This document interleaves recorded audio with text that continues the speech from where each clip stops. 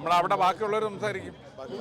നമുക്ക് അവിടെ നമ്മൾ നേരത്തെ ചെന്നില്ലെങ്കിലുള്ള കുഴപ്പമൊന്നും അറിയാം, നമുക്ക് ഫ്രണ്ട് കിട്ടൂല. അവിടെ സമരത്തിന്റെ വേലിയേറ്റമുണ്ട്. അത് സ്വാഗതം ചെയ്തുകൊണ്ട് നിർത്തുന്നു. നമസ്കാരം. അധ്യക്ഷൻ, സംസ്ഥാന അധ്യക്ഷനായിട്ടുള്ള നാസർ ഇടരിക്കാടിനെ ആദരപൂർവ്വം ഈ പ്രകടനം ഔപചാരികമായി ഉദ്ഘാടനം ചെയ്യുന്നതിന് വേണ്ടി ക്ഷണിച്ചോളൂ.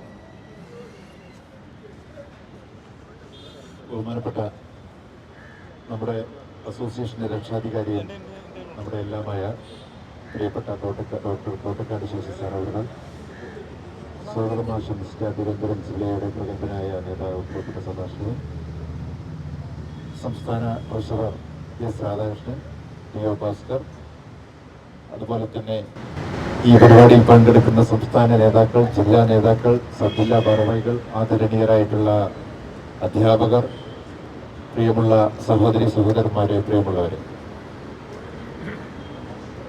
കേരളത്തിലെ പൊതുവിദ്യാഭ്യാസ മേഖലയിൽ മുഖ്യ പങ്ക് വഹിക്കുന്ന എയ്ഡഡ് സ്കൂൾ മാനേജർമാർ ഇന്നൊരു സമരരംഗത്തേക്ക് ഇറങ്ങിയിരിക്കുകയാണ്.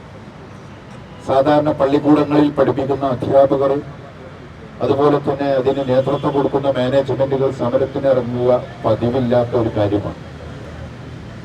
എന്നാൽ ജോലി ചെയ്താൽ കൂലി കൊടുക്കണമെന്ന് ഇന്ത്യയിൽ തന്നെ നിയമമുള്ള നമ്മുടെ നാട്ടില് തൊഴിലുറപ്പ് പദ്ധതിയിൽ പോലും 10 ദിവസം കഴിഞ്ഞാൽ അതിന്, അല്ലെങ്കിൽ 15 ദിവസം കഴിഞ്ഞാൽ അതിന് പലിശ അടക്കം കൊടുക്കണമെന്ന് പറയുന്ന കാലഘട്ടത്തിലാണ് 5 വർഷത്തോളമായി ജോലി ചെയ്യുന്ന അധ്യാപകർക്ക് അംഗീകാരവും ശമ്പളവും നൽകാതെ നീട്ടിക്കൊണ്ടുപോകുന്നത്. ഇവിടെ വളരെ പ്രധാനമായിട്ട് ഞങ്ങൾക്ക് ആവശ്യപ്പെടാനുള്ളത്, അധ്യാപകർക്ക് അപ്രൂവൽ കൊടുക്കുന്നതിനപ്പുറം ഭിന്നശേഷി നിയമം 2016 വന്നിട്ട് അത് 18 അതിൽ ഉത്തരവാക്കിയിട്ടുള്ളൂ. 21 വിദ്യാഭ്യാസ വകുപ്പിനെ അറിയിക്കുന്നു. 22 നടപടിക്രമങ്ങൾ ആരംഭിക്കണം എന്ന് പറയുകയും ചെയ്തിട്ട് 2000 ബഹുമാനപ്പെട്ട സുപ്രീം കോടതി വരെ ഇടപെട്ടതിന് ശേഷം മാത്രമാണ് ഇപ്പോ റിക്രൂട്ട്മെന്റ് ബോർഡ് പോലെ ജില്ലാ തലത്തിൽ ഉണ്ടാക്കി ലിസ്റ്റ് കൊടുത്തിട്ട് ഇന്ന് പോലും നിയമനം പൂർത്തീകരിക്കാൻ സാധിച്ചിട്ടില്ല. ആദ്യം ഞങ്ങൾക്ക് പറയാനുള്ള, ഭിന്നശേഷി നിയമനം സമ്പൂർണ്ണമായി നടപ്പിലാക്കാനുള്ള നടപടി അടിയന്തരമായി സ്വീകരിക്കണം. മാനേജ്മെന്റ് ഭിന്നശേഷി നിയമനത്തിന് എതിരാണ് എന്നൊരു തെറ്റിദ്ധാരണ സമൂഹത്തിന്റെ ഇടയിൽ പടർത്തുന്നുണ്ട്. RPWD ആക്ട് പ്രകാരമാണെങ്കിലും ബഹുമാനപ്പെട്ട നീതിന്യായ വകുപ്പ്, സുപ്രീം കോടതി, ഹൈക്കോടതി വിധികളൊക്കെ തന്നെ പറയുന്നത് 4% സംവരണം കൊടുക്കണമെന്നാണ്. 4% എന്ന് പറഞ്ഞാൽ 25-ന് 1 എന്ന നിലക്ക് തന്നെയാണ്. അവിടെയാണ് അതിൽ ഒന്നാമത്തേത് കൊടുക്കണം എന്ന് പറഞ്ഞ് 25, 10 പോലും ആകാത്ത ഓരോ ഡിവിഷനുള്ള സ്കൂളുകളിൽ ഇപ്പോൾ കൊടുക്കണം എന്ന് പറഞ്ഞുകൊണ്ട് ആവശ്യപ്പെടുന്നത്. ആ പേരിൽ മറ്റുള്ള അധ്യാപകരുടെ നിയമനം നീട്ടിക്കൊണ്ടുപോവുക, അവർക്ക് കിട്ടേണ്ട ശമ്പള സ്കെയിലിൽ കിട്ടേണ്ട ആനുകൂല്യങ്ങൾ ഇല്ലാതാക്കുക, അവർക്കുള്ള മറ്റ് ആനുകൂല്യങ്ങൾ കൊടുക്കാതിരിക്കുക. എന്നാൽ പൊതുസമൂഹത്തിന്റെ ഇടയിൽ കെട്ടെന്ന് കേൾക്കുമ്പോൾ 2021, 22 വരെയുള്ളവർക്ക് പ്രൊട്ടക്ഷൻ കൊടുക്കുന്നു എന്ന് പറയുന്നു. ആദ്യം അപ്രൂവൽ കൊടുക്കണ്ടേ, എന്നിട്ടല്ല പ്രൊട്ടക്ഷൻ. വല്ലാത്തൊരു ദയനീയ അവസ്ഥയിലാണ് ഇന്ന് മാനേജ്മെന്റ് അസോസിയേഷൻ ഇത്തരണത്തിലൊരു സമരത്തിന് തുടക്കം കുറിക്കുന്നത്. നമ്മളെ സംബന്ധിച്ചിടത്തോളം ഇവിടെ സർക്കാരിനെതിരെ സമരം നടത്തുകയല്ല, സർക്കാർ മാറണമെന്നൊന്നും നമ്മുടെ ആവശ്യമില്ല. ആര് ഭരിച്ചാലും നമ്മുടെ കേരളത്തിന്റെ പ്രത്യേകത പൊതുവിദ്യാഭ്യാസ മേഖല മെച്ചപ്പെട്ടത് കൊണ്ടാണ് സാക്ഷര കേരളമൊക്കെ ഇന്ന് അഭിമാനത്തോടു കൂടി നിൽക്കുന്നത്. അതിന് 12,000 സ്കൂളുണ്ടെങ്കിൽ 8,000-ഓളം എയ്ഡഡ് സ്ഥാപനങ്ങളാണ്. അത് ഗവൺമെന്റിനെ പോലെ തന്നെ എയ്ഡഡ് സ്ഥാപനങ്ങൾക്ക് കൊടുക്കാൻ ഇന്ത്യൻ ഭരണഘടന അനുസരിച്ച് ഇവിടെ കേരള വിദ്യാഭ്യാസ ചട്ടങ്ങളും നിയമങ്ങളും, അധ്യാപകരെ നിയമിക്കണമെന്ന് കേന്ദ്ര വിദ്യാഭ്യാസ നിയമവും, കുട്ടികളുടെ എണ്ണത്തിനനുസരിച്ച് അനുവദിച്ചിട്ടുള്ള ഡിവിഷനുകളിൽ അധ്യാപക തസ്തിക സൃഷ്ടിക്കുകയും അവരുടെ അംഗീകാരം കൊടുക്കണമെന്നൊക്കെ നിലവിലുള്ള നാട്ടിലാണ് നമ്മള് ശമ്പളം കിട്ടാത്തതിന് ദയനീയമായി ഗവൺമെന്റിന്റെ മുന്നിൽ നിരന്തരമായി നിവേദനവും.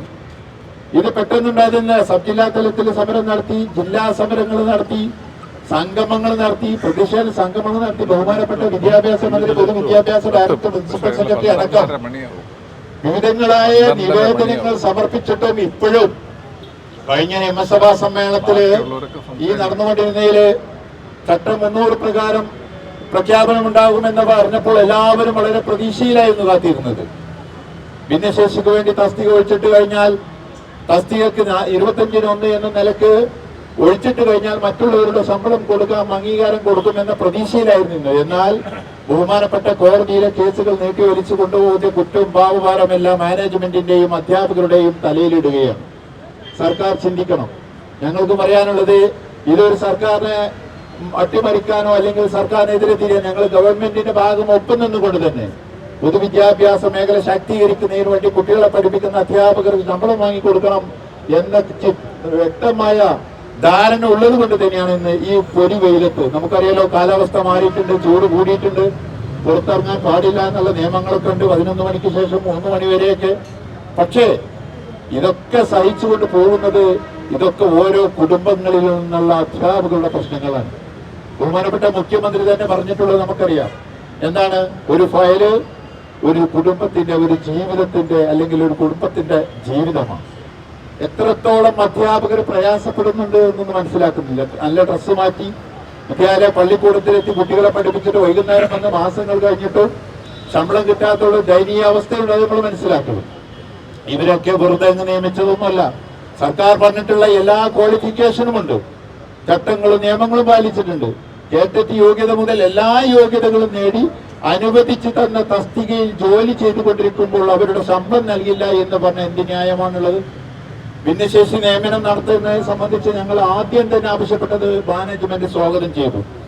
കാരണം ഇന്ത്യൻ ഭരണഘടന അനുസരിച്ച് ഒരു നിയമം നടപ്പിലാക്കുമ്പോൾ അവർക്ക് ലഭിക്കേണ്ട സംരക്ഷണം ഞങ്ങൾ കൊടുക്കാൻ തയ്യാറാണെന്ന് ആദ്യം പറഞ്ഞത് KPSMA ആണ്. അത് നടപ്പിലാക്കേണ്ട കടമ, അതിലെ രീതി, ചെയ്യേണ്ടത് ഡ്യൂട്ടി നമുക്കെല്ലാവർക്കും അറിയുന്ന പോലെ ഗവൺമെന്റും ബന്ധപ്പെട്ട വിദ്യാഭ്യാസ വകുപ്പ് ഡിപ്പാർട്ട്മെന്റുമാണ്. അത് അടിയന്തരമായി നടപ്പിലാക്കണം. ഇത് ഒരു സൂചനാ സമരമായി ഞങ്ങൾ കാണുകയാണ്. പള്ളിക്കൂടങ്ങൾ നടത്തിക്കൊണ്ടുപോകാൻ സമ്മതിക്കുന്നില്ലെങ്കിൽ, സ്കൂളുകൾ നടത്തിക്കൊണ്ടുപോകാൻ സമ്മതിക്കുന്നില്ലെങ്കിൽ ഞങ്ങൾക്ക് മാറി ചിന്തിക്കേണ്ടി വരും. ഗവൺമെന്റിനെ സംബന്ധിച്ചിടത്തോളം എല്ലാ സപ്പോർട്ടുകളും പൊതുവിദ്യാഭ്യാസ രംഗത്ത് ചെയ്തുകൊണ്ടിരിക്കുന്നുണ്ട്, ഇല്ല എന്നൊന്നും പറയുന്നില്ല. ഗവൺമെന്റിനെ പോലെ തന്നെ എയ്ഡഡ് സ്കൂളുകൾക്കും ഒരുപാട് ആനുകൂല്യങ്ങളും മറ്റൊക്കെ നൽകിക്കൊണ്ടിരിക്കുന്ന സർക്കാരിനെ സംബന്ധിച്ചിടത്തോളം അധ്യാപകരുടെ അപ്രൂവലിന്റെ കാര്യത്തിലും തസ്തിക അനുവദിച്ച കാര്യത്തിലും ഭിന്നശേഷി നിയമനം എത്രയും പെട്ടെന്ന് പൂർത്തിയാക്കി ഈ ഗവൺമെന്റിന്റെ ഈ മാസം തന്നെ വേണമെങ്കിൽ ഞങ്ങൾ പലതവണ ആവശ്യപ്പെട്ടതാണ്. എന്താ ആവശ്യപ്പെട്ടത്? ഒരു ദിവസം 1 മണിക്കൂർ ഇരുന്ന് ചർച്ച ചെയ്താൽ തീരാവുന്ന പ്രശ്നമേ ഇപ്പൊ ഇതിലുള്ളൂ. ഒന്ന്, 25 അധ്യാപക നിയമനത്തിന് തസ്തിക സൃഷ്ടിച്ചിട്ടുണ്ടെങ്കിൽ അല്ലെങ്കിൽ ബാക്ക്ലോഗ് കണക്കാക്കി 1996 ഫെബ്രുവരി 7-ാം തീയതി മുതൽ എത്ര ആളുകളെ ബാക്ക്ലോഗ് കണക്കാക്കി 25 ഉണ്ടെങ്കിൽ 1 കൊടുക്കാൻ ഞങ്ങൾ ഒന്നാമത്തെ തന്നെ കൊടുക്കാൻ തയ്യാറാണ്. അത് എണ്ണം നോക്കാതെ ശതമാനത്തിന്റെ കണക്ക് തെറ്റിച്ചുകൊണ്ട് സോഫ്റ്റ്വെയർ ഉണ്ടാക്കിയ ടെക്നിക്കൽ പ്രോബ്ലമാണ് നേരിടുന്നത്. ആ ടെക്നിക്കൽ പ്രോബ്ലം പ്രശ്നം തീർന്നാൽ തന്നെ തീരാവുന്ന കേസുള്ളൂ. ഞാൻ അധികം സംസാരിക്കുന്നില്ല. നമ്മളെ സംബന്ധിച്ചിടത്തോളം ഇന്ന് എയ്ഡഡ് വിദ്യാഭ്യാസ മേഖല നേരിടുന്ന വിവിധങ്ങളായ പ്രശ്നങ്ങൾ, അംഗീകാരമില്ലാത്ത സ്കൂളുകൾ വ്യാപകമായി നടത്തിക്കൊണ്ടിരിക്കുന്ന അടച്ചുപൂട്ടുന്നില്ല.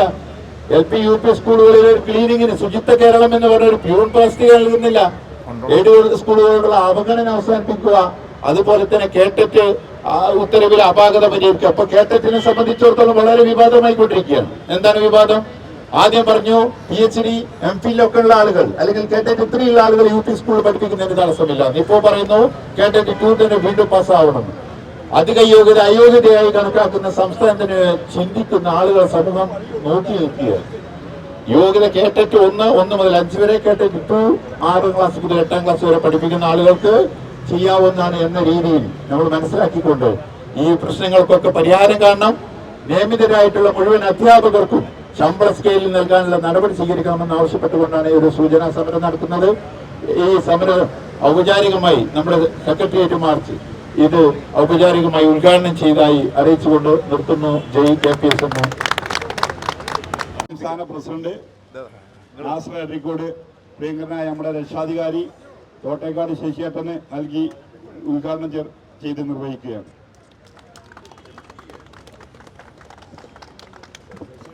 പ്രിയമുള്ളവരെ, നമ്മുടെ KPSMAയുടെ സംസ്ഥാന നേതാക്കളാണ് ഈ ജാഥയുടെ മുൻവരിയിൽ നിൽക്കേണ്ടത്. അതിന് പിന്നിലായി നേതാക്കള്, അതുപോലെ ജില്ലാ ഭാരവാഹികള് അതിന് പിറകെ നിൽക്കുക. അതിനുശേഷം 2 വരിയായി നിശ്ചിത അകലം പാലിച്ചുകൊണ്ട് ഈ ജാഥ ഒരു നല്ല ഷോ ആയി ഇരിക്കണം. അതിന് നിശ്ചിത അകലം പാലിച്ചുകൊണ്ടായിരിക്കണം 2 വരിയായാണ് ജാഥയിൽ നിൽക്കേണ്ടത്. മുഴുവൻ പരമാവധി ആളുകളും പ്ലേ കാർഡുകളും നമ്മളുടെ ഫ്ലാഗും കയ്യിലേന്തണമെന്ന് അഭ്യർത്ഥിക്കുകയാണ്. ഈ ജാഥയിൽ വ്യക്തമായ ആവശ്യങ്ങൾ അടങ്ങിയ മുദ്രാവാക്യങ്ങൾ പരമാവധി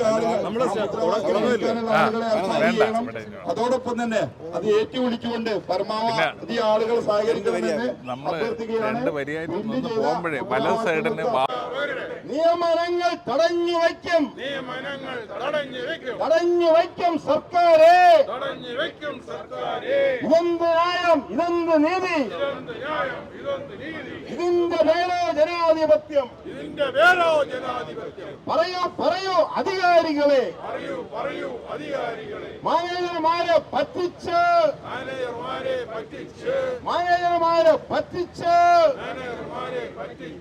അധ്യാപകരെ വഞ്ചിച്ച്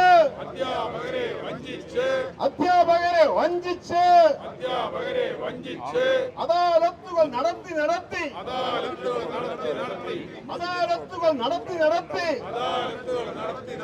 ഭിന്നശേഷി പേര് പറഞ്ഞ്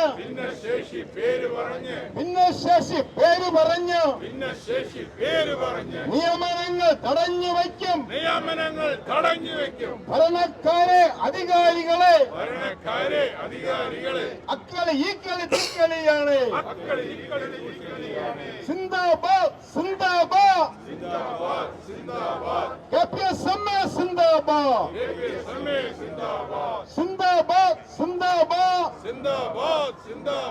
സെക്രട്ടറിമാർ സിന്ദാബാദ്.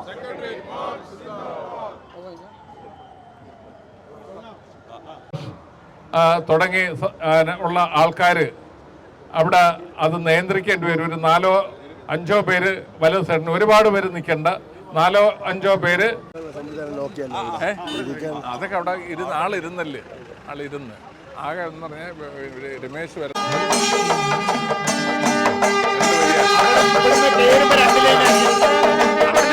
കാരമ്പരുണ്ട്.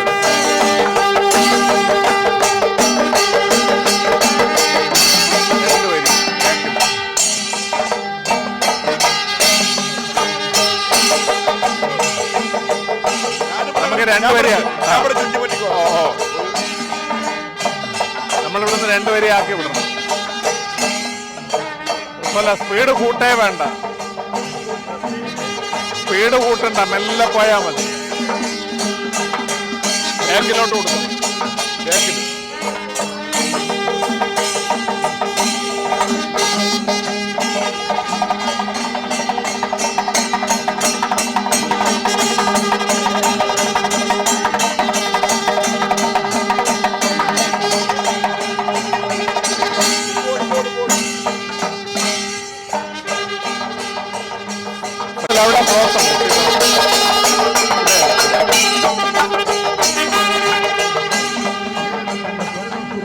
അങ്ങോട്ട് അതുകൊണ്ട് അവിടെ ചെന്ന് ഈ പ്രതിഷേധ മാർച്ച് സെക്രട്ടേറിയറ്റ് നടയിൽ ചേരുമ്പോൾ ബഹുമാനപ്പെട്ട മുൻ പ്രതിപക്ഷ നേതാവ് ശ്രീ ചെന്നിത്തല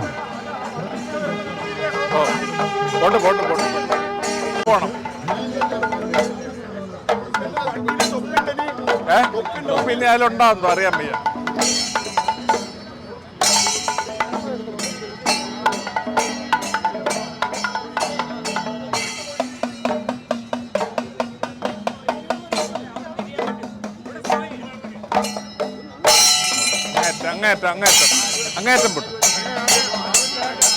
അങ്ങേറ്റം പൊട്ടും, അങ്ങേറ്റം ചേർന്ന് ഒരു സൈഡിൽ വണ്ടി പോകണം. ഇത് തന്നെ കണക്ക്, അങ്ങേറ്റം ചേർന്ന് പോയാൽ ഈ സൈഡിൽ കൂടെ ഒരു വണ്ടി പോകും.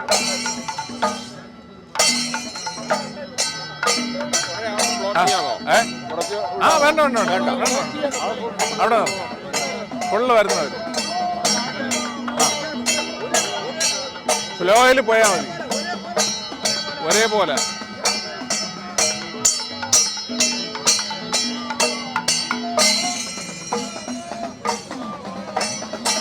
നമ്മള് സ്ലോയില്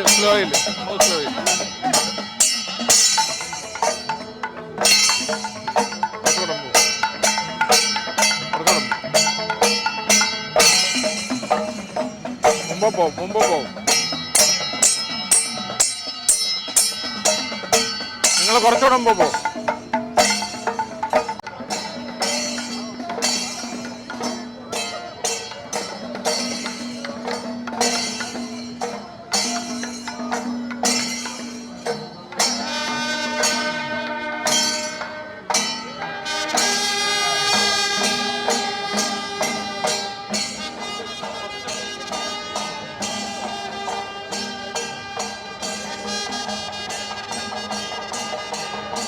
സ്ലോയിൽ പോയാൽ മതി. സ്ലോയിൽ പോയാൽ മതി. അതൊന്നും നോക്കാം.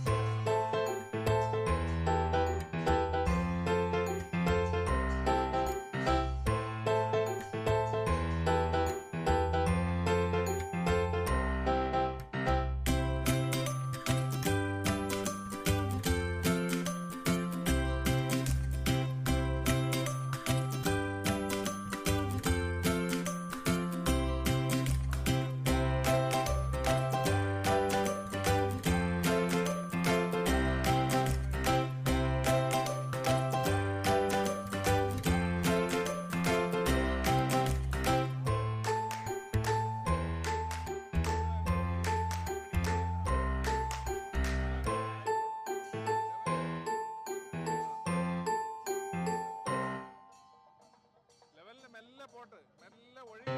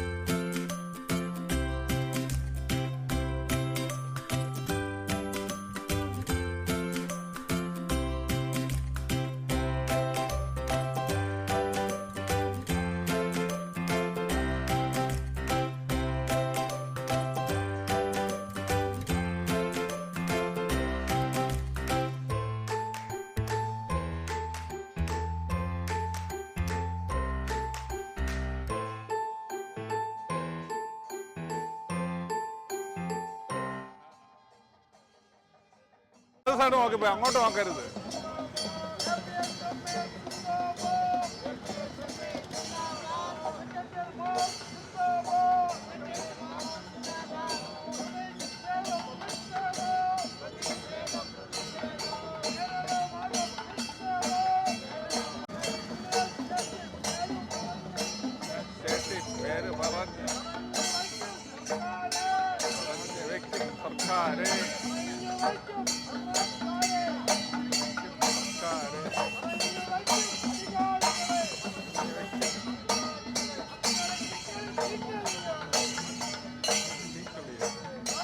മതി മതി മെല്ലെ മെല്ലെ പോയിക്കൊണ്ട് ആ മതി മതി മതി മതി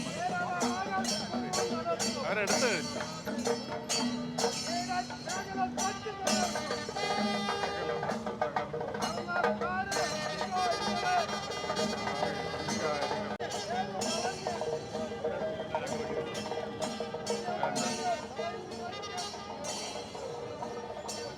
ഇങ്ങനെ വരട്ടെ ഇങ്ങനെ വരട്ടെ ഇങ്ങനെ വരട്ടെ ഇങ്ങനെ വരട്ടെ ഇങ്ങനെ വരട്ടെ കറങ്ങുന്നില്ല ഇവിടെ രണ്ടില്ലാത്തോടത്ത് പറയില്ലേ കറങ്ങി വരണ്ട. വേണ്ട വേണ്ട വേണ്ട ഇവിടെയാണ് ഇല്ല ഇല്ല ഇവിടെ വേണ്ട ഇത് തിരികെ ബാബാ അത് ഇങ്ങോട്ട് പറക്കിയാ മതി ഇങ്ങോട്ട് പറക്കാം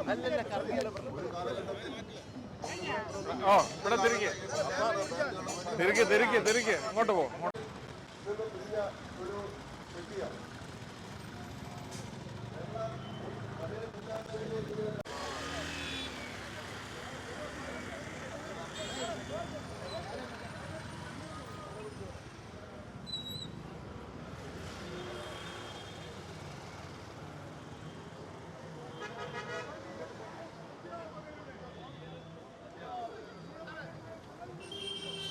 കുറച്ചുകൂടെ ഫ്രണ്ടിൽ മതി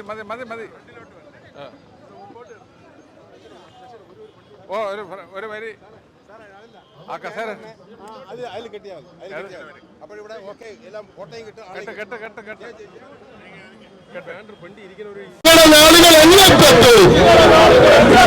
നിങ്ങളുടെ നാളുകൾ എണ്ണപ്പെട്ടു ആരെന്ന് പറയുന്നറിയാമോ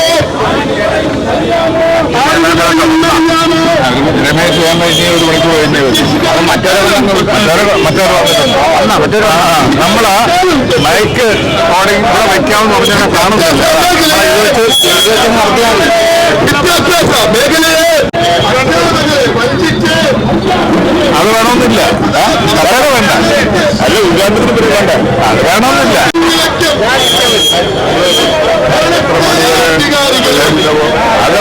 പ്രകാശനം ചെയ്യുന്നത് പ്രൊഫസർ ആബിദ് ഹുസൈൻ തങ്ങൾ MLA, തുടർന്ന് ശ്രീ മോൻസ് ജോസഫ് MLA വിവിധ സംഘടനകളെ പ്രതിനിധീകരിച്ച് സംസാരിക്കുന്നത് ശ്രീ ബെൻസിൻ ഏക്കാട്ടൂർ സംസ്ഥാന പ്രസിഡന്റ് KACTI, അതേപോലെ ശ്രീ രാധാകൃഷ്ണൻ സംസ്ഥാന treasurer KPSMA, Shri Thomas Koshy, Shri SK അനിയൻ, ശ്രീ ഉണ്ണി ചാലാമ്പ്ര, ശ്രീ പൂമംഗലം റഹ്മാൻ, അബ്ദുൾ റഹ്മാൻ, ശ്രീ അഭിലാഷ്, ശ്രീ RMB തുടങ്ങി ഉള്ള നേതാക്കന്മാർ എല്ലാം തന്നെ നമ്മുടെ ഈ മുൻനിരയിലുണ്ട്. അതേപോലെ തന്നെ കോഴിക്കോട് നിന്നുള്ള കോഴിക്കോടിൻ്റെ അധ്യക്ഷനായിട്ടുള്ള ശ്രീ പൂക്കോയ തങ്ങൾ ഇവിടെ ഉണ്ട്. അവരെല്ലാം തന്നെ സമയബന്ധിതമായിട്ട് നമ്മൾ അഭിസംബോധന ചെയ്യുന്നതായിരിക്കും.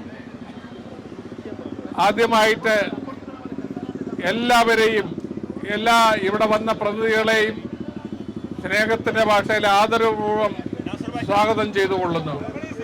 ഇവിടെ സംസാരിക്കാൻ വേണ്ടി ഇവിടെ KPSMA സംസ്ഥാന പ്രസിഡന്റായിട്ടുള്ള ശ്രീ നാസർ എടരിക്കാട് സംസാരിക്കുന്നതായിരിക്കും.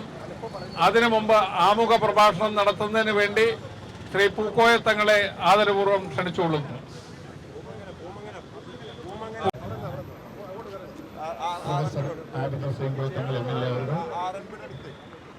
സംസ്ഥാന രക്ഷാധികാരി തോട്ടക്കാട് ശശി സാർ മുതൽ ഇന്ന് ഈ റോഡിലുള്ള ആളുകൾ ബാക്കിലോട്ട് മാറി നിൽക്കണമെന്ന് വിചാരിച്ച് ഒരിക്കൽ കൂടി അറിയിക്കുന്നു. നമ്മുടെ ഗതാഗതത്തിന് യാതൊരു തടസ്സവും സൃഷ്ടിക്കാത്ത വിധത്തിൽ സമാധാനപരമായി നടത്തുന്ന ഈ ഒരു ഫ്രണ്ടിൽ നിൽക്കുന്ന ആളുകൾ സൈഡിലേക്ക് മാറി നിൽക്കണമെന്ന് ഒരിക്കൽ കൂടി ബാക്കിലേക്ക് മാറി നിൽക്കും. ആരും ഫ്രണ്ടിൽ കാഴ്ചക്കാരായി നിൽക്കേണ്ടതില്ല. ദയവ് ചോദിച്ച് നമ്മുടെ ആദരണീയരായ മാനേജേഴ്സ് എതിരെയുള്ള സമരമല്ല. സംസ്ഥാന സർക്കാരിനെ സംബന്ധിച്ചിടത്തോളം വിദ്യാഭ്യാസ മേഖലയിൽ ചെയ്യേണ്ട ചുമതലയിൽപ്പെട്ട ഒന്നാണ് ആരോഗ്യ വിദ്യാഭ്യാസ രംഗത്ത്, പ്രത്യേകിച്ച് വിദ്യാഭ്യാസ മേഖലയിൽ 5 വർഷക്കാലമായി ജോലി ചെയ്യുന്ന അധ്യാപകർക്ക് ശമ്പള സ്കെയിലിൽ ശമ്പളം നൽകുന്നില്ല. ഇതിന് കാരണം പറയുന്നത് ഭിന്നശേഷിയുടെ പേര് പറഞ്ഞുകൊണ്ടാണ്. നമ്മൾ ആദ്യം മനസ്സിലാക്കേണ്ട, കേരളത്തിലെ മുഴുവൻ എയ്ഡഡ് സ്കൂളുകളും ഭിന്നശേഷി നിയമനം പൂർത്തീകരിക്കണമെന്ന് സർക്കാരിനോട് അങ്ങോട്ട് രേഖാമൂലം ആവശ്യപ്പെട്ടതാണ്. 4% ഭിന്നശേഷി സംവരണമുള്ളത്. 25-ന് 1 എന്ന നിലക്ക് നൽകാൻ കേരളത്തിലെ മുഴുവൻ മാനേജ്മെന്റ് തയ്യാറാണ്. പക്ഷെ ആ പേര് പറഞ്ഞുകൊണ്ട് കേരളത്തിലെ 2008, 11, 21 ശേഷമുള്ള മുഴുവൻ അധ്യാപകർക്കും ദിവസവേതനം മാത്രം നൽകിക്കൊണ്ട് അത് തന്നെ നൽകാതിരിക്കുന്ന ഒരു പ്രവണതയുണ്ട്. അടിയന്തരമായി ശമ്പള സ്കെയിലിൽ തന്നെ ജോലി ചെയ്യുന്ന അധ്യാപകർക്ക് നിയമനാംഗീകാരം നൽകണമെന്ന് ആവശ്യപ്പെട്ടുകൊണ്ടാണ് ഈ സമരം നടത്തുന്നത്. ഈ സമരത്തില് നമ്മളൊരു അവകാശ പ്രഖ്യാപനം പരിപാടി നടത്തുന്നുണ്ട്. ഇത് ഉദ്ഘാടനം ചെയ്യുന്നത് നമ്മുടെ ആദരണീയനായ MLA, മുൻ പ്രതിപക്ഷ നേതാവ്, മന്ത്രിയുമായിട്ടുള്ള ശ്രീ രമേശ് ചെന്നിത്തല അവർകളാണ്. അവർ ഏതാനും നിമിഷങ്ങൾക്ക് അവിടെ എത്തും. അവകാശ പത്രിക പ്രകാശനം നമ്മുടെ പ്രിയങ്കരനായ വിദ്യാഭ്യാസ മേഖല എപ്പോഴും അധ്യാപകരുടെ പ്രശ്നത്തിൽ പ്രത്യേകിച്ച് ഇടപെട്ടുകൊണ്ട് നമ്മോടൊപ്പം നിൽക്കുന്ന പ്രിയപ്പെട്ട ആബിദ് ഹുസൈൻ കോയത്തങ്ങൾ MLA ആണ് നമ്മൾ ഇത് ചെയ്യുന്നത്. അദ്ദേഹം ഇവിടെ എത്തിച്ചേർന്നിട്ടുണ്ട്. ഇവിടേക്ക് എത്തിച്ചേർന്നിട്ടുള്ള മുഴുവൻ സംസ്ഥാന നേതാക്കൾ, അതുപോലെ തന്നെ ആദരണീയരായിട്ടുള്ള അധ്യാപക സുഹൃത്തുക്കൾ, മാനേജർമാർ, സഹോദരി സഹോദരന്മാർ, വാർത്താ മാധ്യമ സുഹൃത്തുക്കൾ എല്ലാവരെയും ഈ സമരപരിപാടിയിലേക്ക് സ്വാഗതം ചെയ്തുകൊണ്ട് തികച്ചും സമാധാനപരമായി ജനാധിപത്യ രീതിയിലുള്ള ഞങ്ങൾ പള്ളിക്കൂടങ്ങൾ നടത്തിക്കൊണ്ടുപോകുന്ന മാനേജർമാരെ സംബന്ധിച്ചിടത്തോളം സമരത്തേക്ക് ഇറങ്ങാൻ പതിവില്ല. ഇത് ഒരു സർക്കാരിന്റെ ശ്രദ്ധ ക്ഷണിക്കുന്നതിന് വേണ്ടി തീർച്ചയായിട്ടും ഈ അധ്യാപകരുടെ പ്രശ്നങ്ങൾക്ക് പരിഹാരം കാണണമെന്ന് മാത്രം അഭ്യർത്ഥിച്ചുകൊണ്ട് ആ പ്രകാശനത്തിലുള്ള സാധനം പ്രകാശനം ചെയ്യാം. നമ്മുടെ ചടങ്ങ് അവകാശ പത്രിക പ്രകാശനമാണ്. ആ പ്രകാശനത്തിന് വേണ്ടി ബഹുമാനപ്പെട്ട ആബിദ് ഹുസൈൻ കോയത്തങ്ങളെ ക്ഷണിക്കുന്നു. എന്നിട്ട് സംസാരിക്കുന്നത് സംസ്ഥാന നേതാക്കള് മുഴുവൻ MLA-യുടെ അടുത്തേക്ക് അണിനിരക്കണമെന്ന് അഭ്യർത്ഥിക്കുകയാണ്. പ്രിയപ്പെട്ട അരവിന്ദേട്ടൻ, ശശിയേട്ടൻ, തോമസ് കോശി സാറ്, അതുപോലെ ഭാസ്കരൻ സാറ്, എല്ലാവരും കൊടുത്ത ലീഡ്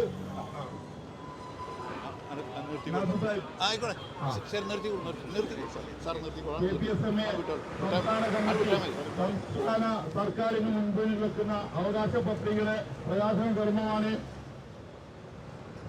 ആദ്യ യന്ത്രങ്ങൾ MLA നിർവഹിക്കുന്നത്. ഈ സെക്രട്ടേറിയറ്റ് ധർണാ സമരത്തിൽ മുഖ്യ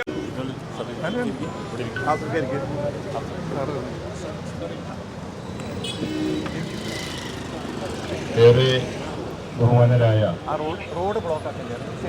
KPSMA-യുടെ പോലീസിന്റെ ജോലിയാണ്. ആള് കൂടുതലുണ്ടെങ്കിൽ അവർ വന്നൊന്നും ചെയ്യണം. അവര് കഴിഞ്ഞ 10 വർഷമായി കേരളം ഭരിച്ചുകൊണ്ടിരിക്കുന്ന ഇടതുപക്ഷ ജനാധിപത്യ മുന്നണിയുടെ നിരുത്തരവാദപരമായ നിലപാടുകളുടെ ഫലമായി കേരളത്തിൽ അങ്ങോളം ഇങ്ങോളം ഈ തിരുവനന്തപുരത്തെ സെക്രട്ടേറിയറ്റിന് മുൻപിലും നിരവധി സമരങ്ങളും പ്രതിഷേധങ്ങളും ഒക്കെ കാലങ്ങളായി നടന്നുകൊണ്ടിരിക്കുകയാണ്. ഇന്നിവിടെ ഒരുപാടേറെ സമരങ്ങൾ നടക്കുന്നുണ്ട്.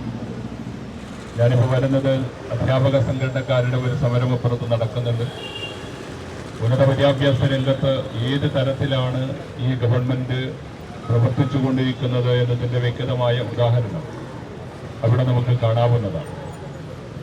പ്രാഥമിക വിദ്യാഭ്യാസ രംഗത്ത്, പൊതുവിദ്യാഭ്യാസ രംഗത്ത് എന്തൊക്കെ തരത്തിലൂടെയുള്ള ബുദ്ധിമുട്ടുകളും പ്രയാസങ്ങളുമാണ് കഴിഞ്ഞ കാലങ്ങളിൽ നിങ്ങൾ അനുഭവിച്ചു കൊണ്ടിരിക്കുന്നത് എന്നത് വളരെ വ്യക്തമായും അനുഭവിക്കുന്ന ആളുകൾ ആയതുകൊണ്ട് തന്നെ നിങ്ങളുടെ മുമ്പാകെ അത് വിശദീകരിക്കേണ്ടുന്ന കാര്യമില്ല എന്നെനിക്കറിയാം. ഇന്നലെ വരെ കേരളത്തിൻ്റെ പത്രമാധ്യമങ്ങളിൽ നടന്നിരുന്ന ചർച്ച CPI-യുടെ C. ദിവാകരൻ അദ്ദേഹത്തിന്റെ പ്രസ്താവന മുഖ്യമന്ത്രി ചൂര തിന്നുമോ തിന്നില്ലേ എന്നായിരുന്നു. ഇന്നലെ അദ്ദേഹത്തിന്റെ പ്രസ്താവന ഈ കേരളത്തിൽ ഒരു ചുക്കും ചുണ്ണാമ്പും നടക്കുന്നില്ല എന്നതാണ്. ഇതിലേറെ അപ്പുറത്ത് ഇത് ഈ ഗവൺമെന്റിന് ആരാണ് സർട്ടിഫിക്കറ്റ് കൊടുക്കേണ്ടത് എന്ന ചോദ്യം നമ്മുടെ മുമ്പിൽ ബാക്കിയാവുകയാണ്. ഇവിടെ വിദ്യാഭ്യാസ രംഗത്ത്, വ്യാവസായിക രംഗത്ത്, തൊഴിൽ രംഗത്ത്, പൊതുമേഖലാ രംഗത്ത് ഒരു കാര്യവും നടക്കുന്നില്ല എന്ന് പറയുന്നത് സി ദിവാകരൻ സിപിയുടെ നേതാവ് തന്നെയാണ്. നമ്മളിൽ ആവർത്തിച്ച് കഴിഞ്ഞ 10 വർഷകാലമായി പറഞ്ഞുകൊണ്ടിരിക്കുന്ന കാര്യങ്ങളാണ്. വിദ്യാഭ്യാസ സ്ഥാപനങ്ങളെ തകർത്തെറിയുന്നതിന് വേണ്ടിയുള്ള നിലപാടുകൾ സ്വീകരിക്കുന്ന ഗവൺമെന്റിന്റെ ഒട്ടേറെ അനുഭവങ്ങൾ നമ്മുടെ മുമ്പിലുണ്ട്. ആ അനുഭവങ്ങളൊക്കെ വെച്ച് ഇന്ന് കേരളത്തിലെ വിദ്യാഭ്യാസത്തെ പരിശോധിക്കുമ്പോൾ ഉന്നത വിദ്യാഭ്യാസ രംഗത്താണെങ്കിലും പ്രാഥമിക വിദ്യാഭ്യാസ രംഗത്താണെങ്കിലും എല്ലാം തകർന്ന് തരിപ്പണമായിരിക്കുന്ന ഒരവസ്ഥാവിശേഷം നമ്മുടെ മുമ്പിൽ കാണുകയാണ്. നിങ്ങളെ സംബന്ധിച്ചിടത്തോളം, സ്കൂൾ മാനേജ്മെന്റിനെ സംബന്ധിച്ചിടത്തോളം കേരളത്തിൽ ഒരു പക്ഷേ ഗവൺമെന്റിന് നടത്താൻ കഴിയാത്തതിനപ്പുറത്ത് കേരളത്തിലെ വിദ്യാഭ്യാസ മേഖലകളിൽ, സാമൂഹിക സാംസ്കാരിക മേഖലകളിൽ കഴിഞ്ഞ ഒട്ടേറെ കാലങ്ങളായി കേരളത്തിൽ മറ്റൊരു സംസ്ഥാനത്തും ഇല്ലാത്ത വിധം എങ്ങനെയാണ് കേരളത്തിലെ വിദ്യാഭ്യാസത്തെ ഇന്ന് ഈ ഒരു തരത്തിലേക്ക് ഉയർത്തിക്കൊണ്ടുവരാനുള്ള പരിശ്രമം നടത്തിയതോ എന്ന് ചോദിച്ചാൽ, അതിന്റെ അടിസ്ഥാന കാര്യങ്ങളെന്ന് ചോദിച്ചാൽ അവിടെ കൃത്യമായും നമുക്ക് പറയാൻ കഴിയും. അത് എയ്ഡഡ് സ്കൂൾ മാനേജ്മെന്റുമാർ നടത്തിയ കൃത്യമായ പ്രവർത്തനങ്ങൾ, ഗവൺമെന്റിന്റെ സഹായത്തോടു കൂടി നടത്തിയ പ്രവർത്തനങ്ങളുടെ ഭാഗമായിരുന്നു എന്ന് കൃത്യമായി നമുക്ക് പറയാൻ കഴിയും. ഒരുപക്ഷെ ഗവൺമെന്റിന്റെ അപ്പുറത്ത് തന്നെ നിന്നുകൊണ്ട് ഗവൺമെന്റിനേക്കാളേറെ കൂടുതൽ കേരളത്തിലെ വിദ്യാഭ്യാസ രംഗത്ത് അഭിമാനകരമായ പ്രവർത്തനം നടത്താൻ എയ്ഡഡ് സ്കൂൾ മാനേജ്മെന്റ് അസോസിയേഷനും അതിന്റെ നേതാക്കന്മാർക്കും കഴിഞ്ഞിട്ടുണ്ട് എന്നത് വളരെ വ്യക്തമാണ്. ആ ഒരു തരത്തിൽ ആ മാനേജ്മെന്റിന്റെയും ആ വിദ്യാഭ്യാസ സ്ഥാപനങ്ങളിൽ പ്രവർത്തിക്കുന്ന സ്ഥാപനങ്ങളെ, ഉടമകളെയും സ്ഥാപനങ്ങളെയും നശിപ്പിക്കുക എന്ന് പറയുമ്പോൾ ആ വ്യക്തികളെയെല്ലാം നശിപ്പിക്കുന്നത് കേരളത്തിന്റെ വിദ്യാഭ്യാസത്തെ തന്നെ തകർക്കുകയാണ് ഇടതുപക്ഷ ജനാധിപത്യ മുന്നണി ചെയ്യുന്നത് എന്നതാണ് കൃത്യമായി നമുക്ക് മനസ്സിലാക്കാൻ സാധിക്കുന്നത്. അതുകൊണ്ട് തന്നെയാണ് ഇന്ന് ഇവിടെ ഈ സമര പന്തലിലേക്ക് പ്രിയപ്പെട്ട മാനേജർമാരെല്ലാവരും ഒന്നിച്ചു വന്ന് ചേർന്നിട്ടുണ്ട്. ഭിന്നശേഷി സംവരണവുമായി ബന്ധപ്പെട്ടുകൊണ്ട് അനുഭവിക്കുന്ന പ്രശ്നങ്ങൾ, നിയമന അംഗീകാരം നൽകാത്ത പ്രശ്നങ്ങൾ, വിദ്യാഭ്യാസ സ്ഥാപനങ്ങളിൽ അപ്രൂവലും അനുവാദവും നൽകാത്ത കാര്യങ്ങൾ, അധ്യാപകർക്ക് ശമ്പളം കൊടുക്കാത്ത കാര്യങ്ങൾ, നിയമനം നൽകാതെ തൊഴിൽ നൽകാതെ നടത്തുന്ന കാര്യങ്ങൾ, ഇതൊക്കെ കേരളത്തിലെ വിദ്യാഭ്യാസ മേഖല അനുഭവിച്ചുകൊണ്ടിരുന്ന പ്രശ്നങ്ങളാണ്. ഈ പ്രശ്നങ്ങളെ ഒന്നും വിശദീകരണം നിങ്ങൾക്ക് ആവശ്യമില്ലാത്ത വിധം നിങ്ങൾക്ക് എല്ലാവർക്കും അതൊക്കെ അറിയാവുന്ന കാര്യങ്ങളാണ്. ഭിന്നശേഷി സംവരണവുമായി ബന്ധപ്പെട്ടുകൊണ്ട് കേരളത്തിലെ ഭിന്നശേഷിയുള്ള ആളുകൾക്ക് നിയമനം നൽകണ്ട എന്ന് ആരും എവിടെയും പറഞ്ഞിട്ടില്ല. അത് നൽകാൻ തയ്യാറാണോ എന്ന് കൃത്യമായി നമ്മൾ പറഞ്ഞുകൊണ്ടിരിക്കുകയാണ്. പക്ഷെ അതിനാവശ്യമായ നടപടികൾ സ്വീകരിക്കേണ്ടത് ഗവൺമെന്റാണ്.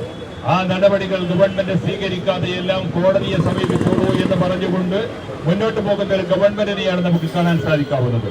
ഈ കഴിഞ്ഞ നിയമസഭയിലാണ് കേരളത്തിലെ വിദ്യാഭ്യാസ മന്ത്രി പ്രതിപക്ഷത്തിലെ ആളുകൾ പോലും അവിടെ ഇല്ലാത്ത സന്ദർഭത്തിൽ ചട്ടം 300 പ്രകാരമുള്ള ഒരു പ്രസ്താവന ഇറക്കിയത്.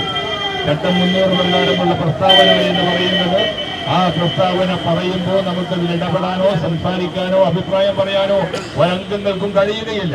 അപ്പൊ ആർക്കും അഭിപ്രായം പറയാൻ കഴിയാത്ത വിധത്തിൽ ഒരു പ്രസ്താവന നടത്തി അതൊക്കെ കോടതിയുടെ തലക്ക് മുകളിൽ കെട്ടുവച്ച് ഗവൺമെന്റ് ഞങ്ങൾക്ക് യാതൊരു ഉത്തരവാദിത്വവും ഇല്ല എന്ന് പറഞ്ഞ് ഒഴിഞ്ഞു മാറുന്ന ഒരു സന്ദർഭശേഷമാണ് നമുക്ക് കാണാൻ കഴിയാവുന്നത്. കേരളത്തിന്റെ സാമ്പത്തിക തകർച്ചയുള്ളത് കൊണ്ട് തന്നെ ഓരോ നിലക്കും ശമ്പളം കൊടുക്കാൻ കഴിയില്ല എന്ന് വ്യക്തമായ ബോധ്യമുള്ളത് കൊണ്ട് ആ ശമ്പളത്തിന് സാമ്പത്തിക രംഗത്തെ പിടിച്ചു നിർത്താൻ ഗവൺമെന്റ് കഴിയുന്നില്ല എന്നുള്ളത് കൊണ്ടാണ് ഈ ഗിമ്മിക്കുകളൊക്കെ കാണിച്ച് നിയമനം തടയുകയും ഭിന്നശേഷിക്കാരെ നിയമിക്കാതിരിക്കുകയും അവർക്ക് കേട്ടിട്ട് വേണമെന്ന് പറയുകയും ഒക്കെ ചെയ്തുകൊണ്ട് അതങ്ങനെ നീട്ടിക്കൊണ്ടുപോകാൻ ഗവൺമെന്റ് ശ്രമിച്ചുകൊണ്ടിരിക്കുന്നത്. അതുകൊണ്ട് അതിനെതിരെയുള്ള ശക്തമായ ഒരു സമര പോരാട്ടത്തിലാണ് പ്രിയപ്പെട്ട മാനേജർമാർ. ഞാനത് വിശദീകരിക്കുന്നില്ല. നമുക്കറിയാം, വരാനിരിക്കുന്ന മാസങ്ങൾക്കകം, ദിവസങ്ങൾക്കകം ഒരു തെരഞ്ഞെടുപ്പിന്റെ വിളിയാളത്തിലേക്ക് പോകുകയാണ് നമ്മൾ. ഈ ഗവൺമെന്റിനപ്പുറത്ത് മറ്റൊരു ഗവൺമെന്റ് വന്ന് തിരുത്തുക എന്നുള്ളതാണ് നമ്മുടെ മുമ്പിലുള്ള നിലപാട് എന്നതിന് യാതൊരു സംശയവുമില്ല. ഞാൻ നിങ്ങളോട് പറയുന്നു, ഈ കഴിഞ്ഞ തെരഞ്ഞെടുപ്പുകളുടെ പഞ്ചായത്ത് തെരഞ്ഞെടുപ്പുകളുടെ പശ്ചാത്തലത്തിലും അതുപോലെ തന്നെ കേരളത്തിലെ രാഷ്ട്രീയ പ്രവർത്തനത്തിന്റെ പശ്ചാത്തലത്തിലും വരാനിരിക്കുന്ന ഒരു ഗവൺമെന്റ് ജനാധിപത്യ മുന്നണിയുടെ ഗവൺമെന്റ് ആയിരിക്കുമെന്നും ആ ഗവൺമെന്റ് വന്നാൽ നിങ്ങൾ അനുഭവിക്കുന്ന വിദ്യാഭ്യാസ മേഖല അനുഭവിക്കുന്ന ഏതൊക്കെ പ്രശ്നങ്ങളും പ്രയാസങ്ങളും ഉണ്ടോ അതൊക്കെ പരിഹരിക്കാനുള്ള ദൃഢപദ്ധതിയോടുകൂടി തന്നെയാണ് ജനാധിപത്യ മുന്നണി മുന്നോട്ട് പോകുന്നത് എന്ന് വ്യക്തമാക്കാൻ ഞാൻ ഈ സന്ദർഭം ഉപയോഗപ്പെടുത്തുകയാണ്. ഞാനിത് വെറുതെ പറയുന്നതല്ല. കഴിഞ്ഞ ദിവസമാണ് പ്രതിപക്ഷ നേതാവ് വി ഡി സതീശന്റെയും ഉപനേതാവ് കുഞ്ഞാലിക്കുട്ടി സാഹിബിന്റെയും നേതൃത്വത്തിലുള്ള യാത്ര കേരളത്തിൽ നടന്നുകൊണ്ടിരിക്കുന്നത്. ആ യാത്ര ആരംഭിക്കുമ്പോഴും അതിന്റെ പത്രസമ്മേളനത്തിലും അതിന്റെ കഴിഞ്ഞു പോയ ദിവസങ്ങളിലെ എല്ലാ സമ്മേളനങ്ങളിലും കണ്ണൂരും കാസർഗോഡും വയനാടും ഇന്ന് കോഴിക്കോട്ടുമടക്കം പ്രിയപ്പെട്ട നേതാക്കന്മാർ ആവർത്തിച്ചുകൊണ്ടിരിക്കുന്നത് കേരളത്തെ ഏതൊക്കെ മേഖലകളിലാണോ തകർത്തിട്ടുള്ളത്, എവിടെയാണോ നിശ്ചലമാക്കിയിട്ടുള്ളത്, അതൊക്കെ നിശ്ചയദാർഢ്യത്തോടുകൂടി തിരിച്ചു കൊണ്ടുവരാനുള്ള ഒരു യാത്രയാണിത് എന്ന് പ്രഖ്യാപിച്ചു കഴിഞ്ഞിരിക്കുകയാണ്. അതുകൊണ്ട് തന്നെ നിങ്ങളോട് പറയുന്നു, ഈ ഒരു ഭരണത്തിന്റെ അന്ത്യം കുറിക്കുക, അവസാനിപ്പിക്കുക എന്ന നിലപാടിലേക്ക് നമുക്ക് പോകാൻ കഴിഞ്ഞില്ലെങ്കിൽ നിങ്ങൾ അനുഭവിക്കുന്ന ഈ പ്രശ്നങ്ങൾക്ക് പരിഹാരമുണ്ടാകാൻ കഴിയില്ല എന്നുള്ളത് കൊണ്ട് ആ ഉത്തരവാദിത്വം കൂടി നിങ്ങൾ ഏറ്റെടുക്കണമെന്ന് വളരെ വിനീതമായി അഭ്യർത്ഥിച്ചുകൊണ്ട് വളരെ സന്തോഷത്തോടുകൂടി KPSMയുടെ പ്രൗഢ ഗംഭീരമായ ഈ ധർണയെ അഭിവാദ്യവും ആശംസയും അറിയിച്ചുകൊണ്ട് ഞാൻ അവസാനിപ്പിക്കുന്നു. നന്ദി.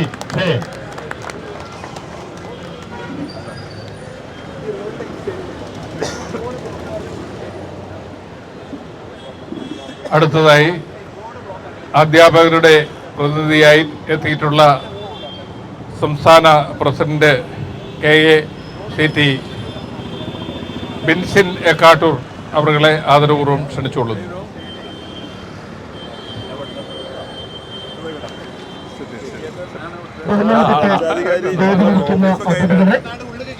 പ്രിയപ്പെട്ട മാനേജർമാരെ, പ്രിയപ്പെട്ട അധ്യാപകരെ, നമ്മള് ഈ പോരാട്ടം തുടങ്ങിയിട്ട് ഏകദേശം 4 വർഷം. നമ്മളെ സംബന്ധിച്ച് നമ്മൾ നേരിടുന്ന ഏറ്റവും വലിയ മനുഷ്യാവകാശ ലംഘനത്തിനെതിരെയുള്ള ഒരു പോരാട്ടമാണ് നമ്മളിവിടെ നടത്തിക്കൊണ്ടിരിക്കുന്നത്.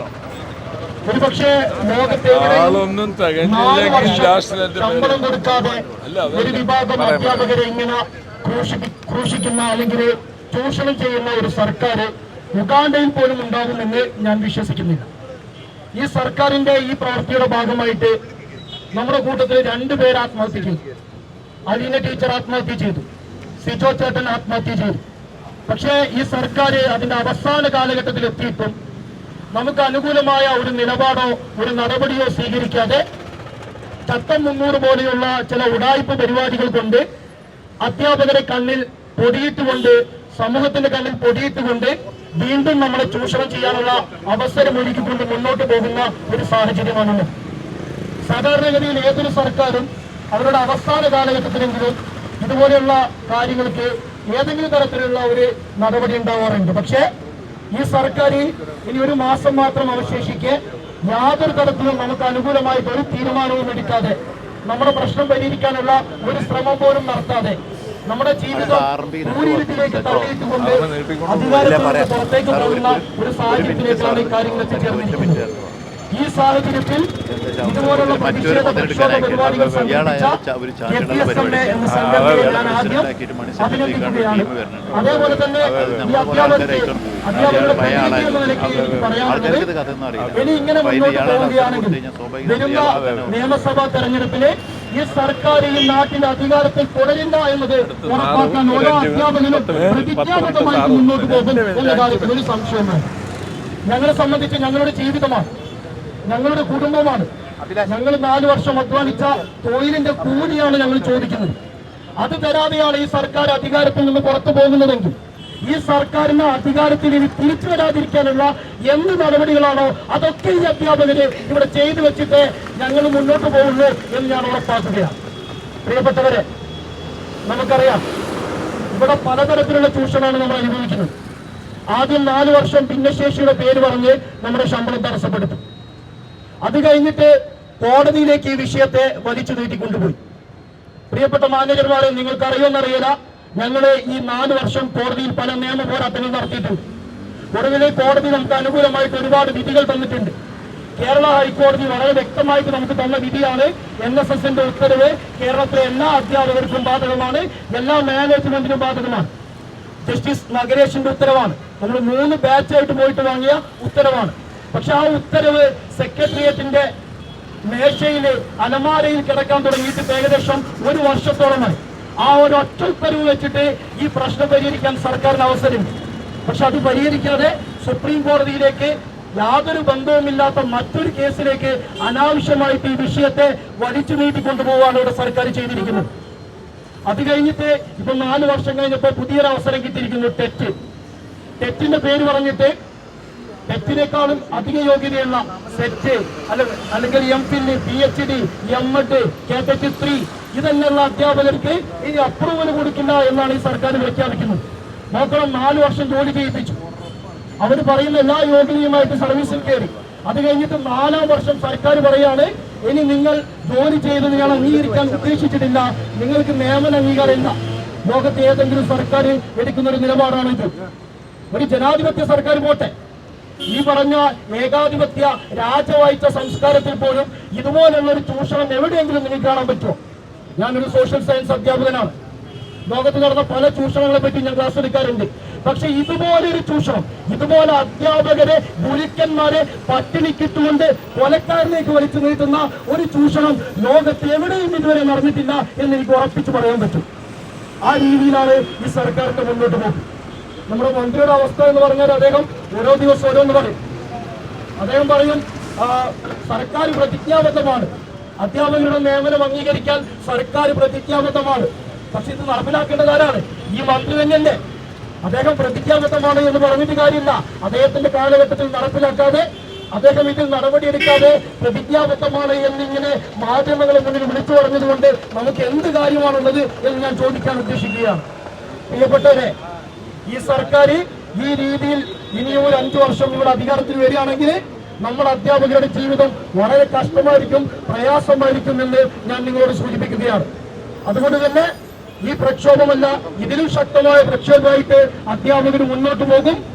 ഇത് ലക്ഷ്യം നേടുന്നതുവരെ, ഞങ്ങൾക്ക് ശമ്പളം കിട്ടുന്നതുവരെ, ഞങ്ങൾക്ക് ഞങ്ങളുടെ ആനുകൂല്യം കിട്ടുന്നതുവരെ ഞങ്ങൾ പിറകോട്ട് പോകില്ല എന്ന് കേരള എയ്ഡഡ് ടീച്ചേഴ്സ് കളക്റ്റീവ് എന്ന സംഘടനയുടെ സ്റ്റേറ്റ് പ്രസിഡന്റ് എന്ന നിലയ്ക്ക് ഞാനിവിടെ പ്രഖ്യാപിച്ചുകൊണ്ട് ഞാൻ എന്റെ വാക്ക് ഉപസംഹരിക്കുന്നു. നന്ദി, നമസ്കാരം.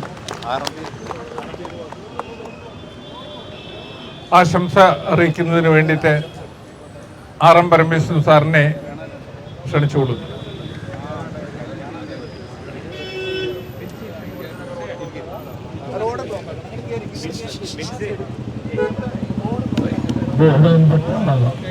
നേതാക്കന്മാരെ, ഇവിടെ എത്തിച്ചേർന്നിരിക്കുന്ന പത്രപ്രവർത്തക സുഹൃത്തുക്കളെ, മറ്റ് മാധ്യമങ്ങളുടെ പ്രതിനിധികളെ, ചുണ്ടിൽ മുദ്രാവാക്യവും കയ്യിൽ സമരപതാകയും എഴുതി ഇന്നത്തെ പ്രഭാതം ഉണർന്നത് മുതൽ ഈ സമരരംഗത്തേക്ക് മാർച്ച് ചെയ്യാൻ തയ്യാറെടുത്ത് ഏതാനും മണിക്കൂർ മുമ്പ് ഇവിടെ എത്തിച്ചേർന്ന ഒന്നടങ്കം ബഹുമാനപ്പെട്ട മാനേജർമാർക്കും അനേകം അഭിവാദനങ്ങൾ അർപ്പിക്കുവാൻ ഈ അവസരം ഞാൻ ആഗ്രഹിക്കുന്നു. അർത്ഥശൂന്യതയുടെ അപാരതയിലുള്ള ഒരു അനാവശ്യമായി ഇന്ന് കേരളത്തിലെ വിദ്യാഭ്യാസ രംഗം അതപ്പതിച്ചിരിക്കുന്നു. വിദ്യാഭ്യാസ രംഗത്തെ പറ്റി തുറന്നു പറഞ്ഞാൽ ചില അപകടങ്ങളുണ്ടെന്നറിയാം. വിവരശൂന്യരായ, വിദ്യാഭ്യാസത്തെ പറ്റി പഠിക്കാതെ, അതിനെപ്പറ്റി അറിയാതെ, കേട്ടറിവ് പോലുമില്ലാതെ വിദ്യാഭ്യാസ രംഗം നയിക്കുന്ന ഭരണാധികാരികൾ ഇതിനപ്പുറവും ചെയ്യും എന്നുള്ളതിന്റെ ഉദാഹരണമാണ് കഴിഞ്ഞ 5 വർഷക്കാലമായി അധ്യാപകരുടെയും ജീവനക്കാരുടെയും പ്രതിഫലം പറഞ്ഞു വച്ചിരിക്കുന്നത്. പട്ടിണി കിടക്കുന്നവരെ കണ്ട് പുഞ്ചിരിച്ചുകൊണ്ട്, അതിന് ഭരണഘടനയുടെ ശീലികൾ ഉയർത്തി സംസാരിച്ചുകൊണ്ട്, ഓരോരോ അനാവശ്യങ്ങൾ വീണ്ടും വീണ്ടും ആവർത്തിച്ചുകൊണ്ടാണ് സ്കൂൾ മാനേജർമാരെയും അതുപോലെ തന്നെ അധ്യാപകരെയും വിദ്യാർത്ഥികളെയും മറ്റു ജീവനക്കാരെയും ജീവിതം തകർത്ത് തരിപ്പണമാക്കുന്നത് മനസ്സിലാക്കണം. ഉദാഹരണമായി ഇന്ന് ഗവൺമെന്റ് നടപ്പിലാക്കിയിരിക്കുന്ന വിദ്യാഭ്യാസ നിയമം ഭരണഘടനാ വിരുദ്ധവും സുപ്രീം കോടതി നിയമത്തിന് ജഡ്ജിമെന്റിന് എതിരായതുമാണ്. ഇത് കൈകാര്യം ചെയ്യുന്നവര് വിവരമില്ലാത്തതുകൊണ്ട് മാനേജർമാരുടെ പേരിൽ ചില നിയമങ്ങൾ അടിച്ചേൽപ്പിക്കുന്നു. ഗവൺമെന്റ് ഒരിക്കലും 100% വികലാംഗർക്ക് നിയമനം കൊടുക്കണം എന്ന് പറഞ്ഞിട്ടില്ല. ഗവൺമെന്റ് പറയുന്നത് 100% വരത്തേക്ക് വണ്ണം നിയമനം ആദ്യം നടക്കട്ടെ. ഒരുപക്ഷെ നിങ്ങൾ വിചാരിക്കുന്നത് എന്താ 100% ആദ്യത്തെ പോസ്റ്റ് വികലാംഗ വിഭാഗത്തിന് നൽകണമെന്ന് പറഞ്ഞാൽ 100%. സുപ്രീം കോടതി ഞാൻ പേരാൻ പറയാം 25 ഒരാളിന് കൊടുക്കണം. തോട്ടക്കാട് ശശി ഇവിടെ 25 ഒരാളിന് എന്ന് പറഞ്ഞാൽ ആദ്യത്തെ നിയമനം വികലാംഗനും പിന്നെ 25ാമത് ഭിന്നശേഷി വിഭാഗക്കാർക്കും കൊടുക്കണമെന്ന് സുപ്രീം കോടതിയുടെ അതിനെ വ്യാഖ്യാനിച്ച കുറെ വ്യാഖ്യാതാക്കൾ ഇവിടെ ഉണ്ട്. അവർക്ക് വിവരമില്ലാത്തവരുണ്ട്. അവർ വിദ്യാഭ്യാസ ഡിപ്പാർട്ട്മെന്റുമായി പരിചയമില്ലാത്തവരുള്ള ആയതുകൊണ്ട് സമരമുദ്രാവാക്യവും അതുപോലെ വെല്ലുവിളികളുമായി ജീവിതം നയിച്ചവരായതുകൊണ്ടും അവർ ഈ സുപ്രീം കോടതി വിധിയെ മാനിക്കുന്നില്ല. അതിന് പുതിയ വ്യാഖ്യാനം ഇവിടെ കൊടുത്തു. വരുന്ന ആദ്യത്തെ ഓരോ നിയമനവും ഭിന്നശേഷി വിഭാഗത്തിന് കൊടുക്കണം. ഇവരാരാണിത് പറയാൻ? ഇവർക്ക് പറയാൻ യാതൊരു അവകാശവുമില്ല. 42 43 വർഷമായി ഗ്രാന്റ് കൊടുത്തിട്ട് പല സ്കൂളുകൾക്കും മാർച്ച് 31-ാം തീയതി അർദ്ധരാത്രിയോടുകൂടി 1-2 കോടി രൂപ അല്ലെങ്കിൽ 10 കോടി രൂപ ഗ്രാന്റ് കൊടുക്കാനെന്ന് പറഞ്ഞ് ഖജനാവിലേക്ക് കൊടുത്തു. 1 മിനിറ്റ് കൊണ്ട് തന്നെ തീരും. കേരളത്തിലുള്ള 12,000 അല്ലെങ്കിൽ 8,000 എയ്ഡഡ് സ്കൂളുകൾക്കും 1 മാസം പോയിട്ട് ഒരാഴ്ച പോലും ഗ്രാന്റ് കൊടുക്കാനുള്ള പണം ഗവൺമെന്റ് കൊടുത്തില്ലേ എന്ന് ചോദിച്ചാൽ കൊടുത്തു എന്ന് പറയും. 42 വർഷം അതിലധികവുമായ ആളുകൾക്ക് 1 പൈസ കിട്ടാത്തതിന്റെ ഉദാഹരണം ഞങ്ങളുടെ എല്ലാം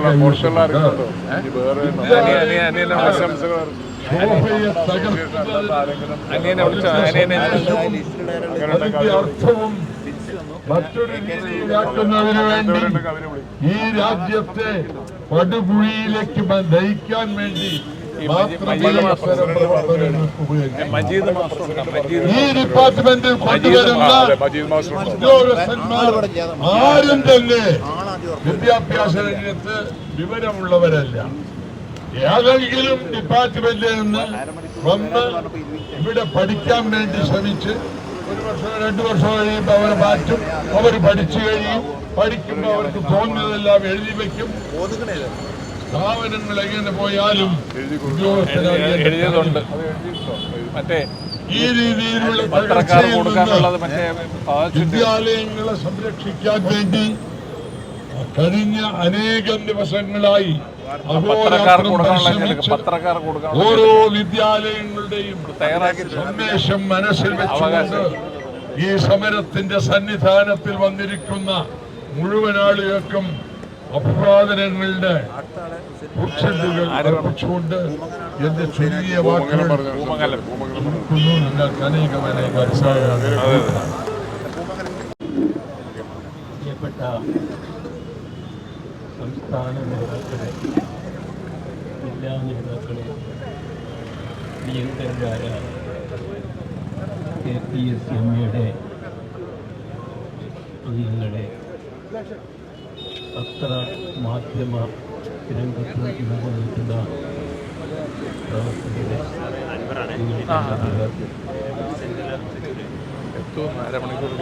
ഇന്ന് കാണുന്ന വളരെ മനോഹരവും സുന്ദരവുമാണ്. ഇവിടെ അക്ഷരാഭ്യാസമില്ലാത്ത ആളുകളില്ല. സാഹിത്യകാരന്മാരുണ്ട്, അതുപോലെ നിയമ പണ്ഡിതന്മാരുണ്ട്, അധ്യാപക ഉന്നതരായ അധ്യാപകരുണ്ട്,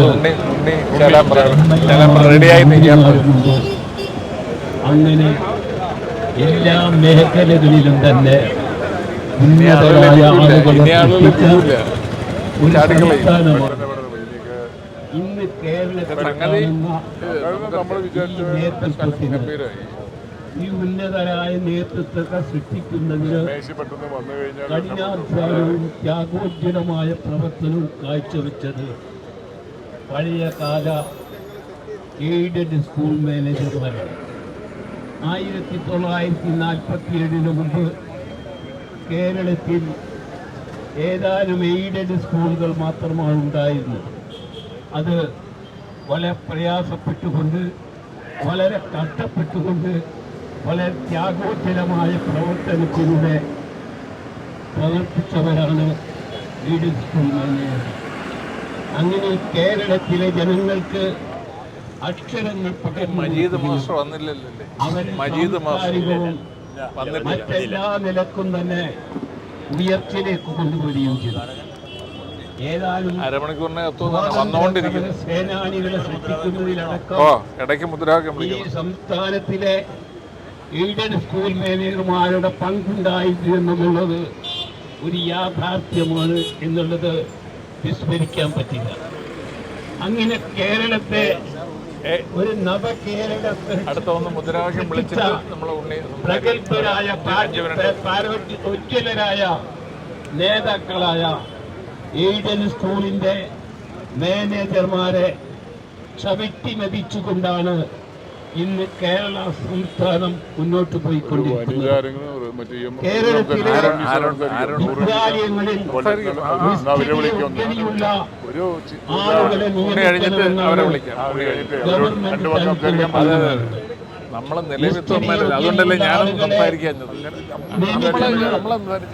ഏതാനും 5 വർഷത്തോളമായി 20,000-ഓളം ആളുകളെ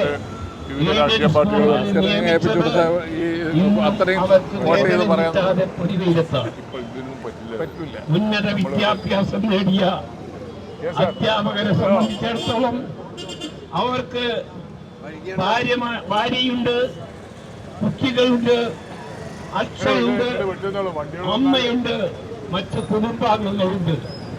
അവരെയൊക്കെ പോറ്റേണ്ട ബാധ്യതയും ഉത്തരവാദിത്വമുള്ളവരാണ് ഈ ചെറുപ്പക്കാരായ അധ്യാപകര്. എന്നാൽ ഈ അധ്യാപകർ 5 വർഷമായി മലപ്പുറം ജില്ലയിലെ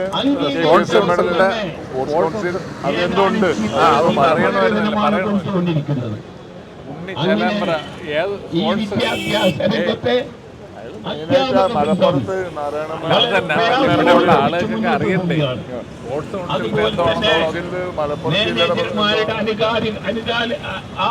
അനുകൂലങ്ങളും അതുപോലെ മേനേജർമാരുടെ അധികാരങ്ങളുമൊക്കെ ഓരോന്നോരോന്നായി എടുത്തു മാറ്റിക്കൊണ്ടിരിക്കുകയാണ് ഈ സംസ്ഥാന സർക്കാർ. ഈ സംസ്ഥാന സർക്കാരിനെ സംബന്ധിച്ചിടത്തോളം അധ്യാപക രംഗത്ത്, വിദ്യാഭ്യാസ രംഗത്ത് കേരളത്തെ വളരെയധികം പിന്നോട്ട് ഇതിനെതിരായാണ് KPSM ശക്തമായ സമരവുമായി കേരളത്തിലെ അധ്യാപകരുടെ മാനേജർമാരുടെ യഥാർത്ഥമായ വിഷയങ്ങൾ ഗവൺമെന്റിന്റെ മുമ്പിൽ അവതരിപ്പിക്കാൻ കഴിഞ്ഞത് KPSMക്ക് മാത്രമാണ്.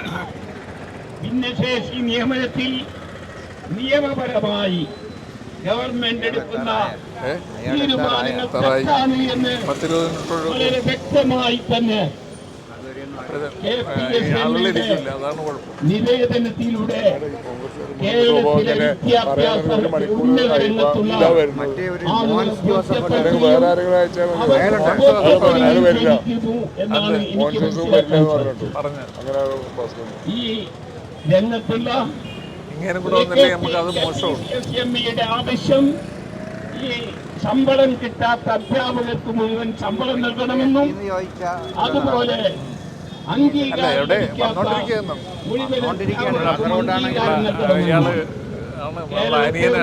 സംസ്ഥാനത്തെ സംബന്ധിച്ചിടത്തോളം, ഒരു ജനതയെ സംബന്ധിച്ചിടത്തോളം ഏറ്റവും പ്രധാനപ്പെട്ട വിദ്യാഭ്യാസം. ആ വിദ്യാഭ്യാസ രംഗം ഇങ്ങനെ താറുമാറായാൽ, ഇങ്ങനെ അവഗണിക്കപ്പെട്ടാൽ സമൂഹം സമുദായം വളരെ പിന്നോട്ട് പോകുമെന്ന് നാം കാണേണ്ടതായിട്ടുണ്ട്. അതുകൊണ്ട് കേരളത്തിലെ വിദ്യാഭ്യാസ രംഗത്തെ പ്രതിസന്ധികളും പ്രയാസങ്ങളും അധ്യാപകരുടെ വേതനവും നിയമനവുമൊക്കെ അംഗീകരിച്ചുകൊണ്ട് ന്യായമായ ഉത്തരവ് ഗവൺമെന്റിന്റെ ഭാഗത്തുണ്ടാകണമെന്ന് വിനയ പുരസ്സരം അപേക്ഷിക്കാൻ ഈ സന്ദർഭം ഞാൻ ഉപയോഗിക്കുകയാണ്. ഈ പരിപാടിയിൽ പങ്കെടുത്ത കേരളത്തിലെ വിവിധ പ്രദേശങ്ങളിൽ നിന്ന് വന്നിട്ടുള്ള സഹപ്രവർത്തകരായ മാനേജർമാരെ അഭിനന്ദനത്തെ പുറ്റുനിർപ്പിച്ചുകൊണ്ട് ഞാൻ എന്റെ വാക്കുകൾ ഉപസംഹരിക്കുന്നു. ജയ് ഹിന്ദ്. കാര്യം ഇങ്ങനെയാണെന്ന് പറഞ്ഞാലുള്ള ആളൊക്കെ ഒരു പ്രതീക്ഷ വരും അല്ലേ? വല്ലോളം വെച്ചാലും നല്ലോണം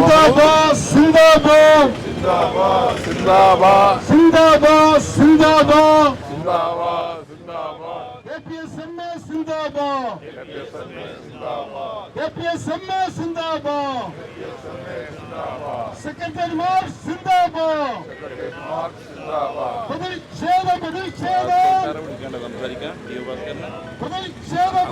നന്ദിയാണ് നന്ദി. അതെ അല്ലെ പുള്ളി സുപ്രീം കോടതിയിലെ എല്ലാം കാര്യങ്ങളൊക്കെ പറഞ്ഞു.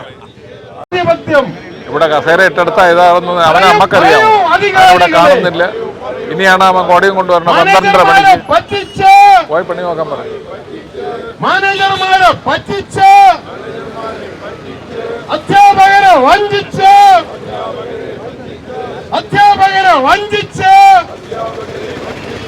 അദാലത്തുകൾ നടത്തി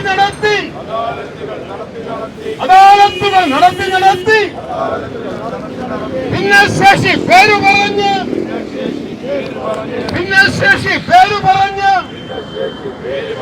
നിയമനങ്ങൾ തടഞ്ഞു വയ്ക്കും.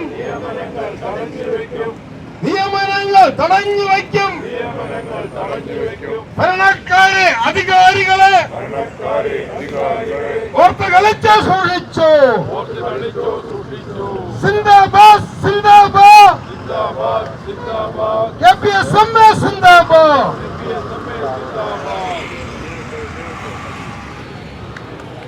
അടുത്തത് ശ്രീ ഉണ്ണി ചാലാമ്പ്ര.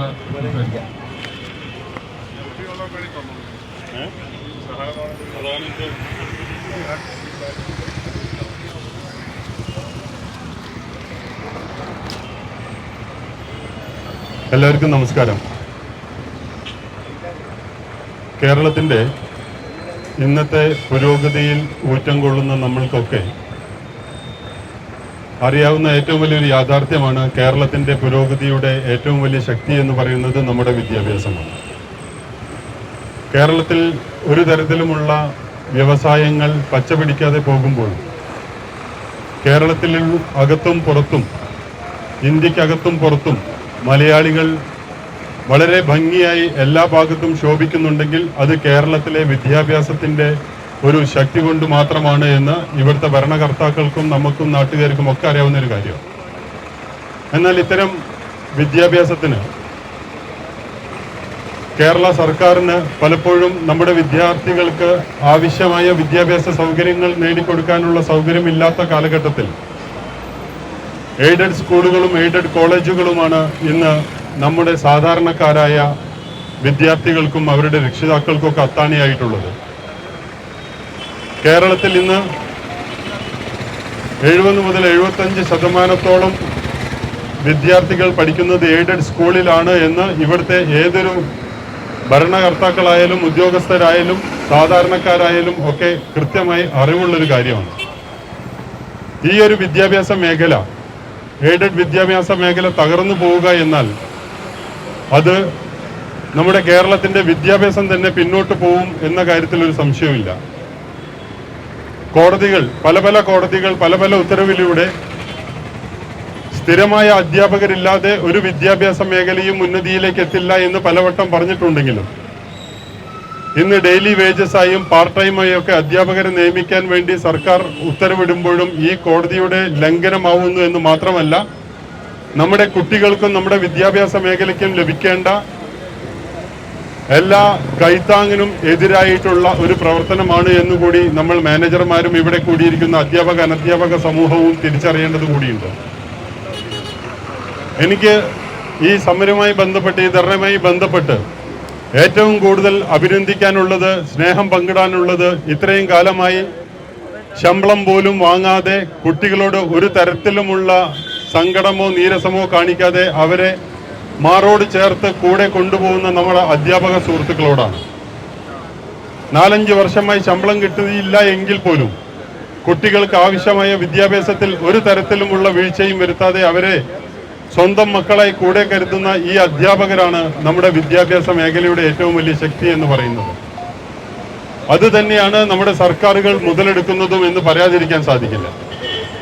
ഇവിടെ ശമ്പളം കൊടുത്തില്ലെങ്കിലും എയ്ഡഡ് സ്കൂൾ മാനേജർമാരുടെ സഹായത്തോടു കൂടി എയ്ഡഡ് സ്കൂളുകളിൽ പ്രവർത്തിക്കുന്ന അധ്യാപക സമൂഹത്തിന്റെ സഹായത്തോടു കൂടി ഇവിടെ വിദ്യാഭ്യാസം ഒരു ബുദ്ധിമുട്ടുമില്ലാതെ നടന്നു പോകുമെന്ന ഇവരുടെ ഒരു ധാരണയും ആ ഒരു വിശ്വാസവുമാണ് ഇങ്ങനെയൊക്കെ നമ്മളെ ദ്രോഹിക്കാനുള്ള ശക്തി സർക്കാരുകൾക്കും സർക്കാർ ഉദ്യോഗസ്ഥർക്കും നൽകുന്നത് എന്ന് പറയാതിരിക്കാൻ സാധിക്കില്ല. ഇവിടെ നമുക്കൊക്കെ സ്കൂളുകൾ ഇന്ന് മാനേജ്മെന്റ് കൈയാളുന്നുണ്ടെങ്കിലും പല മാനേജ്മെന്റുകളും അവരുടെ കുടുംബത്തിന്റെ ഭാഗമായി അവരുടെ കാരണവന്മാരിൽ നിന്നും പകർന്നു കിട്ടിയ ഒരു ഭാഗമായിട്ടാണ് ഇത് നമ്മൾ ഇന്ന് നടത്തിക്കൊണ്ടു പോകുന്നത്.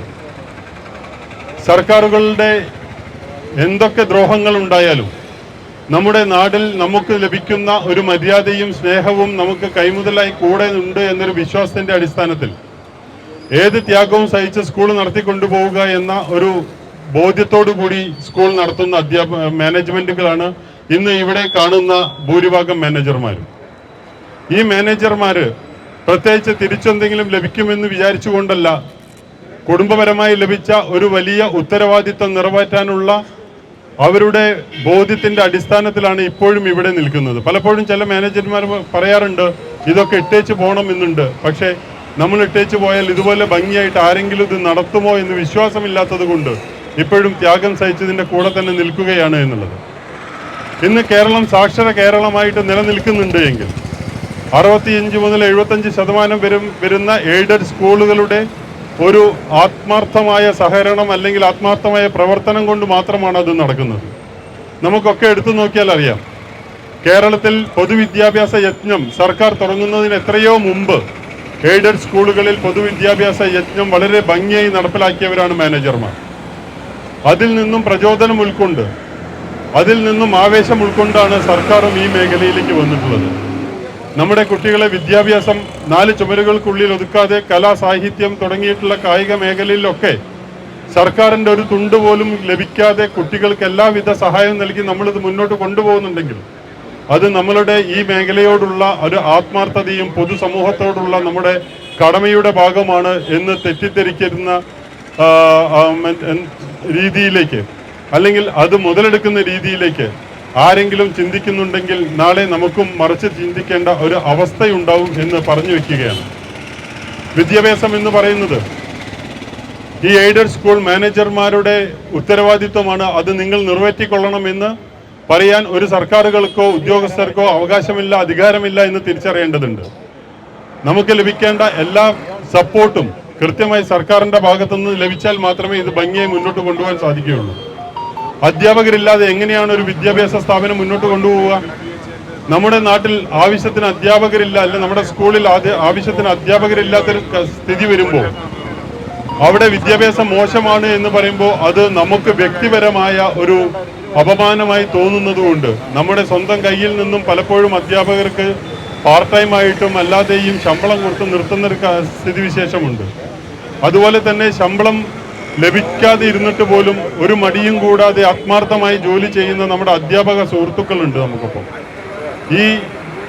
നമ്മളുടെ ഈ ഒരു ആത്മാർത്ഥതയെ മുതലെടുക്കുന്ന തലത്തിലേക്ക് ഇനി പോവാൻ നമുക്ക് സാധിക്കില്ല എന്നൊരു താക്കീത് നൽകൽ കൂടിയാണ് നമ്മുടെ ഈ ഒരു ധർണയും ഈ ഒരു മാർച്ചും എന്ന് ഇവിടെ പറഞ്ഞു വെക്കുകയാണ്.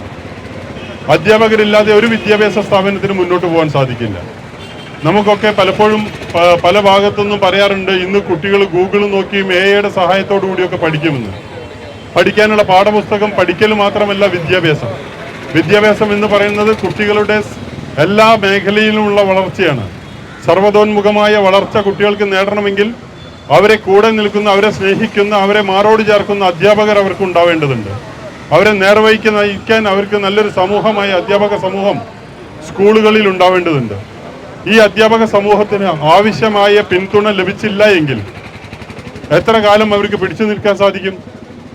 അവർക്കും പിന്നോക്കം പോകുന്ന ഒരു കാലഘട്ടം, ഒരു അവസ്ഥയുണ്ടായാൽ എന്തായിരിക്കും നമ്മുടെ കേരളത്തിന്റെ വിദ്യാഭ്യാസത്തിന്റെ ഒരു സ്ഥിതി എന്ന് നമ്മളൊക്കെ ചിന്തിക്കണം.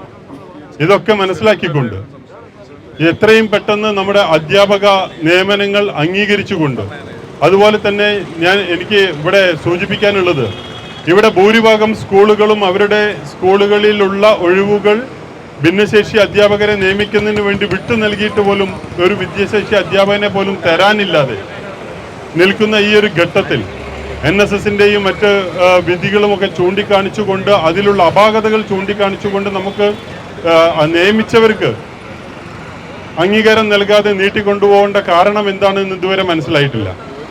എന്നെ വ്യക്തിപരമായി പറയുകയാണെങ്കിൽ എൻ്റെ സ്കൂളിൽ തന്നെ 4 അധ്യാപകരെ തരാൻ സർക്കാരിന് ഇതുവരെ സാധിച്ചിട്ടില്ല. പിന്നെ എങ്ങനെയാണ് നമുക്ക് കുട്ടികളെ പഠിപ്പിക്കാൻ സാധിക്കുക? ഭിന്നശേഷി സുഹൃത്തുക്കൾ ഇവിടെ എവിടെയെങ്കിലും ഉണ്ടെങ്കിൽ, അവരുടെ സംഘടനയുടെ ആളുകൾ എവിടെയും ഉണ്ടെങ്കിൽ എത്രയും പെട്ടെന്ന് ഞങ്ങളുടെ മാനേജ്മെന്റ് അസോസിയേഷനുമായി കൂടി ബന്ധപ്പെട്ടുകൊണ്ട് നമുക്ക് ഒന്നിച്ച് ഈ ഒരു കാര്യത്തെ അഭിമുഖീകരിക്കേണ്ടതുണ്ട് എന്ന് കൂടി പറഞ്ഞു വെക്കുകയാണ്. കാരണം ഇത് മാനേജ്മെന്റുകൾ ഭിന്നശേഷിക്കാരെ നിയമിക്കാൻ വിമുഖത കാണിക്കുന്നു എന്ന് ഒരു തെറ്റായ പ്രചരണം നടത്തുന്നതിൽ നിന്ന് സത്യസന്ധമായി എന്താണ് ഇവിടെ നടക്കുന്നത് എന്ന് ഭിന്നശേഷി സഹോദരന്മാർ കൂടി ഇത് തിരിച്ചറിഞ്ഞുകൊണ്ട് നമുക്ക് ഒന്നിച്ചു ചേർന്ന് ഇവിടുത്തെ വിദ്യാഭ്യാസ മേഖലയെ സംരക്ഷിക്കേണ്ടതുണ്ട്, അതിനുവേണ്ടി പ്രവർത്തിക്കേണ്ടതുണ്ട് എന്ന് മാത്രം പറഞ്ഞുകൊണ്ട് എൻ്റെ വാക്കുകൾ ഞാനിവിടെ ഉപസംഹരിക്കുകയാണ്. ഇതിനോടൊപ്പം ഇവിടെ വന്നിട്ടുള്ള എൻ്റെ മാനേജർമാർ സുഹൃത്തുക്കളോട് ചെറിയൊരു അപേക്ഷ കൂടി വെക്കുകയാണ്. നമ്മളൊക്കെ വിദ്യാഭ്യാസം കൈകാര്യം ചെയ്യുന്നവരാണ്, സമൂഹത്തെ നേർവഴിക്ക് നയിക്കേണ്ടവരാണ്. നമ്മൾ ഇന്ന് ഇവിടെ തലയിൽ വെയിൽ കൊള്ളാതിരിക്കാൻ വെച്ച തൊപ്പിയും ദാഹം അകറ്റാൻ വേണ്ടി ഉപയോഗിച്ച കുപ്പിവെള്ളവും ഒക്കെ നമ്മൾ ഉപയോഗിച്ചിട്ടുണ്ട്. ദയവ് ചെയ്ത് ഇതൊന്നും ഇവിടെ വലിച്ചെറിഞ്ഞ് നമ്മളെ അധ്യാപക സമൂഹത്തെയും മാനേജർ സമൂഹത്തേക്കും ഒരു ചീത്തപ്പേരുണ്ടാക്കാതെ അത് കൃത്യമായി വേണ്ട സ്ഥലത്ത് ഉപേക്ഷിക്കുക, കൃത്യമായി അത് കൈകാര്യം ചെയ്യാൻ കൂടി ഒരു മനസ്സ് കാണിക്കണം എന്നൊരു അപേക്ഷ കൂടി വെച്ചുകൊണ്ട് നിർത്തുന്നു. നന്ദി, നമസ്കാരം, ജയ് ഹിന്ദ്. അടുത്തതായി കൊല്ലം ജില്ലാ കമ്മിറ്റിയുള്ള ശ്രീമതി നൂറുന്നീസ ബീഹത്തിനെ ക്ഷണിക്കുന്നു. നേരത്തെ അവര് KPPH ഇപ്പോൾ മാനേജർ. എന്താണ്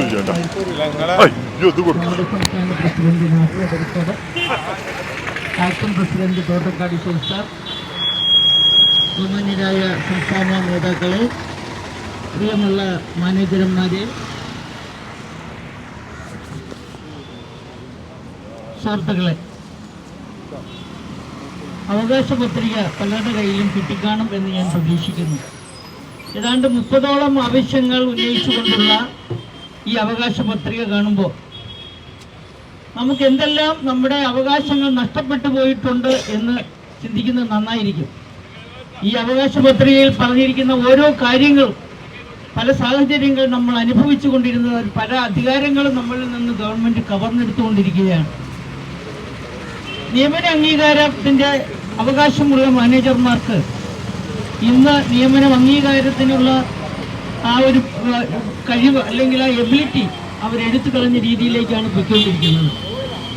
ഭിന്നശേഷിയുടെ പേരും പറഞ്ഞ് 5 വർഷമായി നമ്മുടെ രാജ്യത്തെ, കേരള സംസ്ഥാനത്തെ വിദ്യാലയങ്ങളിൽ അനേകം അധ്യാപകരുടെ നിയമനങ്ങൾ തന്നുകൊണ്ട് അവരെ പട്ടിണിക്കിട്ടിടുന്ന ഒരു അവസ്ഥാവിശേഷമാണ് നമ്മൾ കാണുന്നത്. കക്ഷി സമ്മതിക്കുന്നില്ല. കക്ഷി പറഞ്ഞത് എങ്ങനെ ഞാൻ ഓടി എത്തിക്കോളാം, ഞാൻ വന്നിട്ടേ പിരിയാവുള്ളൂ.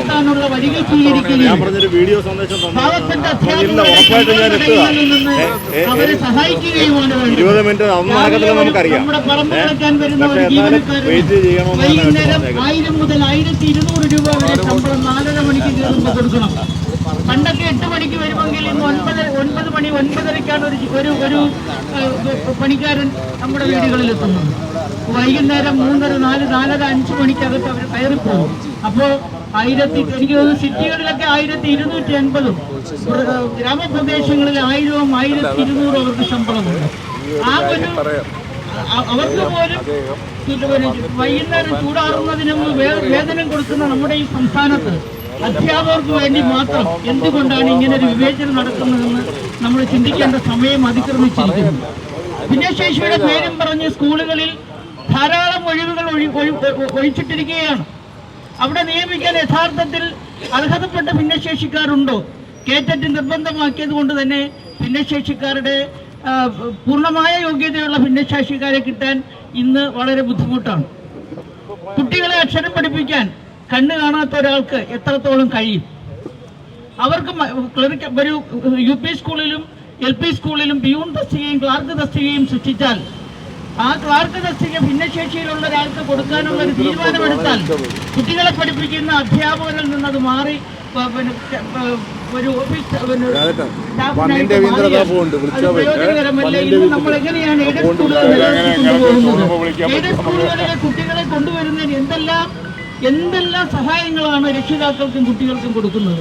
മാനേജർമാരും അധ്യാപകരും കയ്യിൽ നിന്ന് പൈസ എടുത്ത് വണ്ടിയും യൂണിഫോമും എല്ലാം കൊടുത്ത് പുസ്തകങ്ങളും നോട്ട്ബുക്കുകളും വരെ വാങ്ങിക്കൊടുത്താണ് പല സ്കൂളുകളിൽ നിന്ന് നിലനിന്ന് പോകുന്നത്. അപൂർവം ചില സ്കൂളുകളിൽ മാത്രമാണ് ഈ ഒരു വിശേഷം, ഈ ഒരു ബുദ്ധിമുട്ട് ഇല്ലാതിരിക്കുന്നത്. ഈ ഒരു സാഹചര്യത്തിൽ നമ്മുടെ സ്കൂളുകളിൽ പഠിപ്പിക്കാൻ അധ്യാപകം ഇല്ലാതെ പോയാലോ, പഠിപ്പിക്കുന്ന അധ്യാപകർക്ക് ശമ്പളമില്ലാതെ പോയാലോ അത് എത്രത്തോളം ഗുരുതരമായ ഒരു അവസ്ഥയാണ്. നേരത്തെ എനിക്ക് മുമ്പ് സംസാരിച്ച ആളുകൾ പറഞ്ഞതുപോലെ ശമ്പളമില്ലാതിരുന്നിട്ടും അവരുടെ എല്ലാ പ്രയാസങ്ങളും മാറ്റിവെച്ചുകൊണ്ട് കുട്ടികൾക്ക് അറിവ് പകർന്നു കൊടുക്കുന്ന ഗുരുക്കന്മാരെ ആദരിക്കേണ്ടത് ഗവൺമെന്റിന്റെ ആവശ്യമല്ലേ? എന്തിന്റെ പേരിലായാലും ബാക്കി എല്ലാത്തിനും ഗവൺമെന്റിന് ഫണ്ടുണ്ട്. അധ്യാപകർക്ക് ശമ്പളം കൊടുക്കാൻ ഫണ്ടില്ല. അതുപോലെ മാനേജർമാർക്ക് മെയിൻ്റനൻസ് ഗ്രാന്റ് കൊടുക്കാൻ ഫണ്ടില്ല. മാനേജർമാർക്ക് കിട്ടുന്ന തുച്ഛമായ 60 രൂപയോ അല്ലെങ്കിൽ 75 ഹൈസ്കൂളിന്, UPക്ക് 60. ആ രൂപ പോലും യഥാസമയം കൊടുക്കുന്നുണ്ടോ? വർഷങ്ങൾക്ക് മുമ്പുണ്ടാക്കിയ ഈ തുകകൾ വർദ്ധിപ്പിക്കേണ്ട ആവശ്യമില്ലേ? മാനേജർക്ക് സ്കൂളിന്റെ മാനേജർ ബിൽഡിങ്ങും അതുപോലുള്ള ഇൻഫ്രാസ്ട്രക്ചറൽ ഫെസിലിറ്റീസ് മാത്രം കൊടുത്താൽ മതിയോ? അവർക്ക് അവരുടേതായ യഥാർത്ഥ അധികാരങ്ങൾ വേണ്ടേ? ഗവൺമെന്റ് അറിയിക്കുന്ന കാലാകാലങ്ങളിലുള്ള അറിയിപ്പുകൾ നേരിട്ട് മാനേജർമാർക്ക് ലഭിക്കണ്ടേ? അതിന് ആരെയാണ് കുറ്റം പറയേണ്ടത്?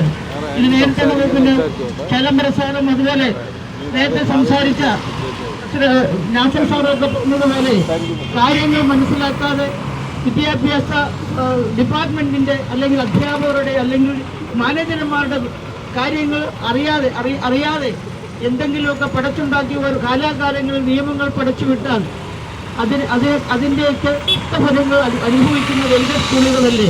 ഇന്ന് എയ്ഡഡ് സ്കൂളുകളുടെ ഭാവി എവിടെ പോയാണ് നിൽക്കുന്നത്? നമ്മൾ ചിന്തിക്കേണ്ട വിഷയമാണ്. നേരത്തെ ലീവും ഇൻക്രിമെന്റും പാസ്സാക്കാൻ മാനേജർ അറിയണമായിരുന്നു. ഇന്ന് ആ ഒരവസ്ഥയിൽ നിന്നും മാറിയിരിക്കുകയാണ്. അതുപോലെ തന്നെ സ്കൂളിൻ്റെ അധ്യാപകർ ലീവ് എടുക്കുന്നവരെന്ന് മാനേജർ അറിയേണ്ട ആവശ്യമില്ല. എല്ലാം ഇന്റർനെറ്റിൻ്റെയും അതുപോലെ തന്നെ ഓൺലൈൻ കാര്യങ്ങളായി മാറിയിരിക്കും. ആയിക്കോട്ടെ, പക്ഷേ അധ്യാപകരുടെ പ്രഥമാധ്യാപകൻ, അതുപോലെ മാനേജർ, അധ്യാപകർ എന്നുള്ള ആ ഒരു സിസ്റ്റം അതുപോലെ നിലനിന്ന് പോകേണ്ടതല്ലേ? പ്രിയമുള്ളവരെ, KPSMA മാത്രമാണ് മാനേജർമാരുടെ അവകാശ സംരക്ഷണത്തിന് വേണ്ടി എന്നും പോരാടിക്കൊണ്ടിരിക്കുന്നത്. നാസർ എടരിക്കോട് സാറിന്റെ നേതൃത്വത്തിലുള്ള KPSMAയുടെ പ്രവർത്തനങ്ങളെ ശ്ലാഘിക്കാതിരിക്കാൻ കഴിയുന്നില്ല. നമ്മുടെ ആവശ്യങ്ങളെ ഇന്ന് ഈ ഭിന്നശേഷിയുടെ പേരും പറഞ്ഞുകൊണ്ട് സുപ്രീം കോടതിയിൽ കേസ് നടക്കുകയാണ്, ഹൈക്കോടതിയിൽ കേസ് നടക്കുകയാണ്. ഇതുവരെ അതിന്റെ തീരുമാനങ്ങളായിട്ടില്ല. ഗവൺമെന്റിൽ നിന്നും നമുക്ക് അനുകൂലമായ ഒരു തീരുമാനമെടുക്കുന്നതിന് ഒരു പ്രശ്നവുമില്ല. മനഃപൂർവ്വമായി ഖജനാവ് കാലിയായതുകൊണ്ട് തന്നെ അധ്യാപകർക്ക് ശമ്പളം കൊടുക്കാൻ ഭീമമായ ഒരു തുക ആവശ്യമാണെന്നിരിക്കെ അതിന്റെ പേരും പറഞ്ഞുകൊണ്ടാണ് ഈ നിയമനങ്ങൾ വഹിച്ചിട്ടുള്ളത്. കേരളത്തിൽ ഭിന്നശേഷിക്ക് വേണ്ടി ഒഴിച്ചിട്ടിരിക്കുന്ന തസ്തികകളുടെ അത്രയും ആ തസ്തികകൾ പൂർണ്ണമായി ഫില്ല് ചെയ്യാനുള്ള ഭിന്നശേഷി അധ്യാപകർ അല്ലെങ്കിൽ ജീവനക്കാർ അല്ലെങ്കിൽ ഉദ്യോഗാർത്ഥികൾ ഇന്ന് നമ്മുടെ നാട്ടിലുണ്ടോ? അതില്ലാത്തത് കൊണ്ടല്ലേ ഇത്രത്തോളം വൈകുന്നത്? എന്തുകൊണ്ട് ഭിന്നശേഷിക്ക് ആളില്ലെങ്കിൽ ആ ഭിന്നശേഷിക്ക് ആളില്ലാത്ത കാരണം പറഞ്ഞുകൊണ്ട് എന്തുകൊണ്ട് നിയമിച്ചിരിക്കുന്ന അധ്യാപകർക്ക് ശമ്പളം കൊടുത്തുകൂടാ? അപ്പോ എന്തു പറഞ്ഞാലും അധ്യാപകരല്ലേ, മാന്യതയുടെ പരിവേഷമണിഞ്ഞവരല്ലേ, എന്ത് സഹിക്കാനുള്ള സഹനശേഷിയുള്ളവരല്ലേ? അപ്പൊ അവരുടെ മുന്നിൽ എന്തുമാകാം? മാനേജർമാരല്ലേ, അവര് വളരെ അഭിമാനികളല്ലേ, അവർ ഗവൺമെന്റിനെതിരെ ശബ്ദമുയർത്തിട്ടില്ലല്ലോ. അപ്പൊ അതുകൊണ്ട് ഞങ്ങൾക്ക് എന്തുമാകാം?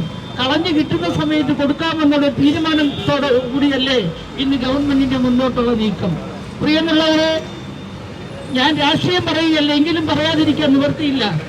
ഒരു രാഷ്ട്രീയക്കാർക്കും 2 പ്രാവശ്യം ഭരണത്തിൽ കയറാനുള്ള അവകാശം ആരും കൊടുക്കാതിരിക്കുക. നമ്മളാണ് വിധി എഴുതേണ്ടത്. ഒരു മാറിയ ഭരണകൂടം ഇനി വരണം.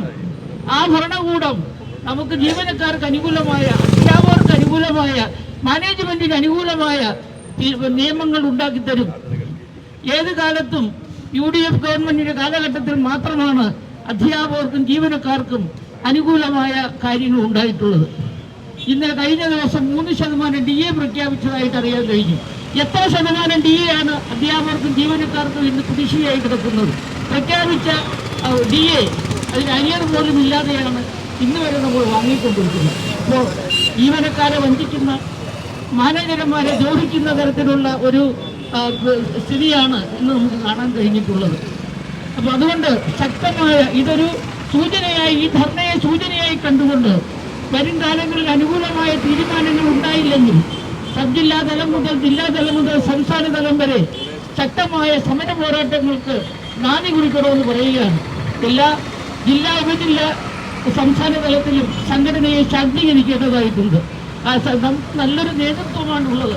വളരെ ഡിപ്പാർട്ട്മെന്റ് തലത്തിലായാലും അതുപോലെ തന്നെ ഗവൺമെന്റിലായാലും സ്വാധീനമുള്ള ഒരു ഭരണ നേതൃത്വം നമ്മൾക്കുണ്ട്.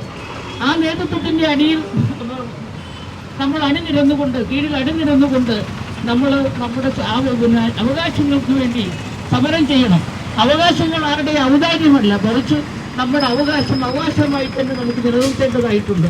നമ്മളിൽ നിന്നും ചോർന്നു പോകുന്ന നമ്മുടെ അധികാരങ്ങളെ നമ്മൾ വെറും കുറേ വസ്തുക്കളും, നല്ല വിലയുള്ള വസ്തുക്കൾ, കോഴിക്കോട് അതുപോലെ സിറ്റിയിലുള്ള സ്ഥലങ്ങൾക്കൊക്കെ കോടിക്കണക്കിന് വിലയുള്ള സ്ഥലങ്ങൾ നമ്മൾ വിദ്യാഭ്യാസ സ്ഥാപനങ്ങൾക്ക് വേണ്ടി നീക്കി വെച്ചിട്ട് നമ്മളുടെ കയ്യിലെ കാശ് കൊടുത്ത് നമ്മൾ ബിൽഡിങ്ങും പണിഞ്ഞ് സർക്കാർ പറയുന്ന തരത്തിലുള്ള എല്ലാ ഇൻഫ്രാസ്ട്രക്ചർ ഫെസിലിറ്റീസ് പ്രൊവൈഡ് ചെയ്തുകൊണ്ട് നമ്മൾ മുമ്പോട്ട് പോകുമ്പോൾ എന്തുകൊണ്ട് നമ്മുടെ ഐഡന്റിറ്റി ആക്കാൻ നമുക്ക് കഴിയുന്നില്ല? നമ്മുടെ അവകാശങ്ങൾ പിടിച്ചു പറിക്കുമ്പോൾ എന്തുകൊണ്ട് ചോദിച്ച് പാടില്ല? കരയുന്ന കുഞ്ഞിന് മാത്രമേ പാടുള്ളൂ. അത് മനസ്സിലാക്കിക്കൊണ്ട് നമ്മുടെ അവകാശങ്ങൾ നേടിയെടുക്കാൻ ഏതറ്റം വരെയും പോകാൻ നമ്മൾ ബാലുക്കളായിരിക്കണം. നമ്മുടെ സംഘടനയെ ശക്തിപ്പെടുത്തേണ്ടതായിട്ടുണ്ട്. അതിന് നിങ്ങളുടെ ഓരോരുത്തരുടെയും നിശ്ചയമായ സഹകരണവും ആത്മാർത്ഥതയും ഞാൻ ആവശ്യപ്പെടുകയാണ്.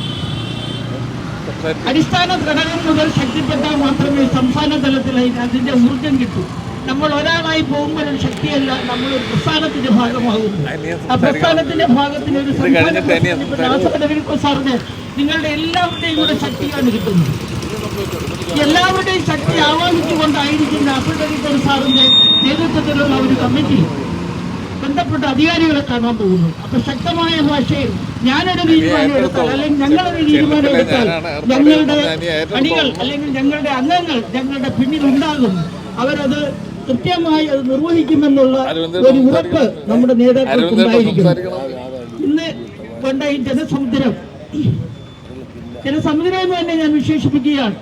ആ ജനസമുദ്രത്തെ ഞാൻ അഭിനന്ദിക്കുകയാണ്. ഇത്രയും പേര് കാസർഗോഡ് മുതൽ തിരുവനന്തപുരം ജില്ല വരെയുള്ള ആളുകളാണ് ഇതിൽ ഏറ്റവും ഇവിടെ എത്തിച്ചേർന്നിരിക്കുന്നത്. എനിക്ക് തോന്നുന്നു വടക്കൻ ജില്ലകളിൽ നിന്നായിരിക്കും ഏറ്റവും കൂടുതൽ ആളുകൾ വരുന്നത്. ഞാൻ അത് അനുഭവിച്ചറിഞ്ഞ ആളാണ്. 2007 ഇതുപോലൊരു തിരുവോണം ദിവസം ഞാൻ KPPH സംസ്ഥാന ജനറൽ സെക്രട്ടറി ആയിരിക്കുമ്പോൾ ഈ സെക്രട്ടേറിയറ്റിന് മുന്നിൽ ഉണ്ണാവൃതം ഇരുന്നു. തിരുവോണം അറിയാമല്ലോ, സുഭിക്ഷമായ ഭക്ഷണം കഴിക്കുന്ന എല്ലാവരും, ആപാലവൃത്തം ജനങ്ങളും സുഭിക്ഷമായ ഭക്ഷണം കഴിക്കുന്ന ആ തിരുവോണ നാളിൽ ഞങ്ങൾ ഒരു കൂട്ടം ആളുകൾ, ഒരു ആയിരക്കണക്കിന് ആളുകൾ ഞങ്ങൾ ഈ സെക്രട്ടേറിയറ്റ് പഠിക്കൽ ധർണ നടത്തി. എന്തിനാണെന്നറിയുമോ? ഞങ്ങളുടെ കയ്യിലെ അവകാശങ്ങൾ തിരിച്ചു പിടിച്ചതിന്. ഹെഡ് മാസ്റ്റർക്ക് സ്കെയിലില്ലാത്ത, ശമ്പള സ്കെയിലില്ലാത്തതിന്. അതിന് ഞങ്ങൾ സമരം ചെയ്തപ്പോൾ അന്നത്തെ പ്രതിപക്ഷ നേതാവ് ശ്രീ ഉമ്മൻചാണ്ടി സാർ വന്ന് ഈ യോഗം ഉദ്ഘാടനം ചെയ്യുകയും ഞങ്ങളുടെ ധർണ ഉദ്ഘാടനം ചെയ്യുകയും അദ്ദേഹം ഞങ്ങൾക്ക് വേണ്ട എല്ലാ ഒത്താശകൾ അദ്ദേഹം ഞങ്ങൾക്ക് പറയുകയും ചെയ്തു. അദ്ദേഹത്തിന്റെ പേര് ഹെഡ് മാസ്റ്റർ എന്ന് പറയുന്ന ഒരു മാസികയുണ്ട് KPPH. എൻ്റെ KPPHയുടെ ഒരുപാട് അംഗങ്ങൾ ഇവിടെ ഇരിപ്പുണ്ട് മാനേജർമാരായിട്ട്. ഇപ്പോൾ ആ മാസികയിൽ ഞങ്ങൾ എഴുതി ഇതുപോലെ പ്രതിപക്ഷ നേതാവ് ഉമ്മൻചാണ്ടി സാറിന്റെ വാക്കുണ്ട്. അന്ന് ഞങ്ങള് 2008 പേ ഡിവിഷൻ അസംബ്ലി സെല്ലിലേക്ക് അല്ലെങ്കിൽ മന്ത്രിയെ കാണാൻ സാമ്പത്തിക മന്ത്രിയുടെ പ്രൈവറ്റ് സെക്രട്ടറി അനുവദിക്കില്ല. ഉമ്മൻചാണ്ടി സാർ ഇടപെട്ട് ഞങ്ങളെ അവിടെ ചർച്ചയ്ക്ക് വിളിക്കുകയും ചർച്ചയിലെ അന്തിമ ഫലമായി ഞങ്ങളുടെ ഹെഡ് മാസ്റ്റർമാരുടെ ഗ്രേഡിന്റെ കാലദൈർഘ്യം കുറച്ച് 8-28 മാറ്റുകയും ചെയ്യും. അപ്പൊ ഈ ഓരോ ഭരണയും നമ്മുടെ ആവശ്യങ്ങൾ നമ്മൾ ചോദിച്ചാൽ മാത്രമേ അധികാരികളുടെ കണ്ണു തുറക്കൂ. അധികാരികളുടെ കണ്ണു തുറക്കണമെങ്കിൽ അതിനനുസരിച്ചുള്ള ശക്തി നമുക്കുണ്ടാവണം. നമുക്ക് ശക്തി ഉണ്ടെന്ന് കണ്ടാൽ ആരും നമ്മളെ പുറകോട്ടടിക്കില്ല. അവരെടുത്ത് കളിച്ചാൽ കളി മാറും എന്ന് മനസ്സിലായാൽ നമ്മളോടൊപ്പം നിൽക്കാൻ ഏതൊരു സർക്കാരിനും കഴിയും. അതുകൊണ്ട് നമ്മുടെ ന്യായമായ അവകാശങ്ങൾ നിങ്ങളെല്ലാവരും ആ 30 അവകാശ പത്രിക കാണും. അതല്ലെങ്കിൽ സംസ്ഥാന കമ്മിറ്റിയുടെ ഗ്രൂപ്പിൽ ഈ അവകാശ പത്രിക ഇട്ടിട്ടുണ്ട്. അതാണ് ജില്ലാതല നേതാക്കന്മാർ അവരവരുടെ അംഗങ്ങൾക്ക് അത് അയച്ചു കൊടുത്താൽ ഈ അവകാശ പത്രികയിൽ പറഞ്ഞിരിക്കുന്ന 30 കാര്യങ്ങളും അവർ വായിക്കുകയും മനസ്സിലാക്കുകയും ചെയ്യും. എന്നിട്ട് അത് ആവശ്യമുള്ളതാണോ എന്ന് അവർ ചിന്തിക്കുമ്പോൾ ഇത് ഏറ്റവും അഭികാമ്യമാണ്, ആവശ്യമുള്ളതാണെന്ന് മനസ്സിലാവും. പ്രിയപ്പെട്ട അധ്യാപക സുഹൃത്തുക്കൾ ഇവിടെ ഉണ്ടെങ്കിൽ, നിയമനം അംഗീകരിക്കാത്തവരുണ്ടെങ്കിൽ, നിങ്ങൾ KPSMയുടെ കൂടെ അണിചേർന്നാൽ നിങ്ങളുടെ എല്ലാ അവകാശങ്ങളും സാധിച്ചു തരാൻ ഈ നേതൃത്വത്തിന് കഴിയും എന്ന് ഞാൻ നിങ്ങളെ അറിയിക്കുകയാണ്. അപ്പോൾ എന്തായാലും ഇവിടെ എത്തിച്ചേർന്ന എല്ലാവർക്കും ഓരോ പ്രതീക്ഷയോടുകൂടിയായിരിക്കും നിങ്ങളെല്ലാവരും ഇവിടെ എത്തിയിരിക്കുന്നത്. ആ പ്രതീക്ഷകൾ പൂവണിയുന്ന തരത്തിൽ നമ്മുടെ നേതൃത്വത്തിന് പ്രവർത്തിക്കുവാൻ കഴിയും. ഇപ്പോൾ തന്നെ ഭിന്നശേഷിയുമായി ബന്ധപ്പെട്ട കാര്യങ്ങൾ, അതിന്റെ യഥാർത്ഥ നിയമവശം എന്താണെന്ന് യഥാർത്ഥത്തിൽ വിദ്യാഭ്യാസ മന്ത്രിയുടെ ഓഫീസിലുള്ള ആളുകൾക്ക് അറിയാത്തൊരു സാഹചര്യത്തിൽ കൃത്യമായി അനിയൻ സാറിന്റെ നേതൃത്വത്തിലുള്ള സംസ്ഥാന സമിതി ലീഗൽ സെല്ലിന്റെ ആളുകൾ അവരെ കാണുകയും കൃത്യമായി ആ വിഷയങ്ങൾ നാടിനുവേണ്ടി ഇറങ്ങിയിട്ടുള്ള എല്ലാ സുപ്രീം കോടതി, ഹൈക്കോടതി ഉത്തരവുകളുമായി ബന്ധപ്പെടുത്തിക്കൊണ്ട് എന്താണ് ഭിന്നശേഷിയുടെ നിയമനത്തിന്റെ കാര്യങ്ങൾ, എന്താണ് റൂൾ, നിയമ 300 എന്താണ്, ഇതൊന്നും മനസ്സിലാക്കാതെ ഒരു ഓർഡർ അടച്ചുവിട്ടാൽ അത് കൂടുതൽ ഉപകാരത്തെക്കാൾ ഉപദ്രവമാകും. പലപ്പോഴും സർക്കാരുകൾ ഉത്തരവുകൾ ഇറക്കുമ്പോൾ ആ ഉത്തരവ് വായിച്ചാൽ മനസ്സിലാക്കാത്ത രീതിയിൽ അതിന് പിന്നെ 300 ക്ലാരിഫിക്കേഷൻ വേണം. വേണ്ടേ? 300 ക്ലാരിഫിക്കേഷൻ വേണം. ഈ 300 ക്ലാരിഫിക്കേഷൻ കഴിഞ്ഞ് വരുമ്പോഴത്തേക്ക് ഏകദേശം അവരുടെ ഭരണകാലഘട്ടവും കഴിയും. അപ്പൊ പിന്നെ നമുക്കൊന്നും തന്നോ ഇല്ല, സർക്കാരിന് വല്ല നഷ്ടം വന്നോ അതുമില്ല. അപ്പൊ അങ്ങനത്തെ ഒരു സാഹചര്യം സംജാതമാകാൻ പാടില്ല. അതുകൊണ്ട് തന്നെ നമ്മൾ ഓരോരുത്തരും നമ്മളുടെ അവകാശം സംരക്ഷിക്കുന്നതിന് വേണ്ടി നമുക്ക് പുതിയതായിട്ട് ഇവർക്കൊന്നും തരാനില്ല. കേരളത്തിലെ മാനേജർമാർക്കൊന്നും പുതിയതായിട്ട് വരാനില്ല. നമ്മുടെ അവകാശം കവർന്നെടുത്തോണ്ടിരിക്കുക. അത് ഏത് മേഖലയിലായാലും ശരി, പുതിയതായിട്ട് ഒരു സർക്കാരും നമുക്കൊന്നും തരുന്നില്ല. അപ്പൊ അതുകൊണ്ട് തന്നെ ഇന്ന് എയ്ഡഡ് സ്കൂളുകൾ ഇല്ലെങ്കിൽ കേരളം സമ്പൂർണ്ണ സാക്ഷരത ഉണ്ടാവും, കൈവരിക്കുമോ? ഒരിക്കലുമില്ല. ഗവൺമെന്റിന് എത്രത്തോളം കോടിക്കണക്കിന് രൂപ, എത്ര കോടി രൂപ ഗവൺമെന്റ് ഇറക്കിയാൽ ഇവിടെ ഈ എയ്ഡഡ് സ്കൂളുകൾക്ക് എണ്ണത്തിനനുസരിച്ച് സർക്കാർ സ്കൂളുകൾ അധികമായി ഉണ്ടാക്കാൻ കഴിയും. അതിനുള്ള സാമ്പത്തിക സ്ഥിതി ഗവൺമെന്റിനുണ്ടോ? ഇല്ലെന്ന് തന്നെ പറയാം. സ്കൂളുകൾ ഏതെല്ലാം തരത്തിലാണ് തരംതിരിച്ചിരിക്കുന്നത്? Uneconomic school, economic school, newly opened school, അല്ലാത്ത സ്കൂൾ. ന്യൂലി ഓപ്പൺഡ് സ്കൂൾ എന്താണ്? ഞാൻ ചുരുക്കി 1979 ഇറങ്ങിയ സ്കൂളുകൾ മുതൽ ഇന്നലെ സ്കൂൾ ഇറങ്ങിയിട്ടുണ്ടെങ്കിൽ, സ്കൂളിന് ഓർഡർ കിട്ടിയിട്ടുണ്ടെങ്കിൽ അതുവരെ ന്യൂലി ഓപ്പൺഡ് സ്കൂളാണ്. ഞാനൊരു ന്യൂലി ഓപ്പൺഡ് സ്കൂളിൽ ഹെഡ് മാസ്റ്ററായിട്ട് 34 വർഷം ഇരുന്ന ആളാണ്. ആ സ്കൂൾ ഇതുവരെ ന്യൂ അല്ലാതായി മാറിയിട്ടില്ല. ഇന്നലെ കിട്ടിയതുപോലാണ് പറയുന്നത്. അവിടെ ഒരു നിയമം, അൺഎക്കണോമിക് സ്കൂളിന് വേറൊരു നിയമം, എക്കണോമിക് സ്കൂളിന് മറ്റൊരു നിയമം. ഇതെല്ലാം കൊണ്ട് മാനേജർമാർ ബുദ്ധിമുട്ടിയിരിക്കുകയാണ്. ഈ ഒരു സാഹചര്യത്തിൽ നമ്മളുടെ അവകാശം സംരക്ഷിക്കുന്നതിന് വേണ്ടി ഇവിടെ വന്ന തുടങ്ങുന്നു. ഇവിടെ എത്തിച്ചേർന്ന ഓരോ മാനേജർമാർക്കും വ്യക്തിപരമായും സംഘടനയുടെ പേരിലും എൻ്റെ ഹൃദയത്തിൻ്റെ ഭാഷയിൽ ഹൃദയം നിറഞ്ഞ നന്ദി ഞാൻ രേഖപ്പെടുത്തുകയാണ്. എന്നെ കേട്ടുകൊണ്ടിരുന്ന നിങ്ങൾക്കെല്ലാം നമസ്കാരം. എന്ന് അറിഞ്ഞുകൊണ്ടാണ് അദ്ദേഹത്തിന് ക്ഷണിക്കുന്നത്.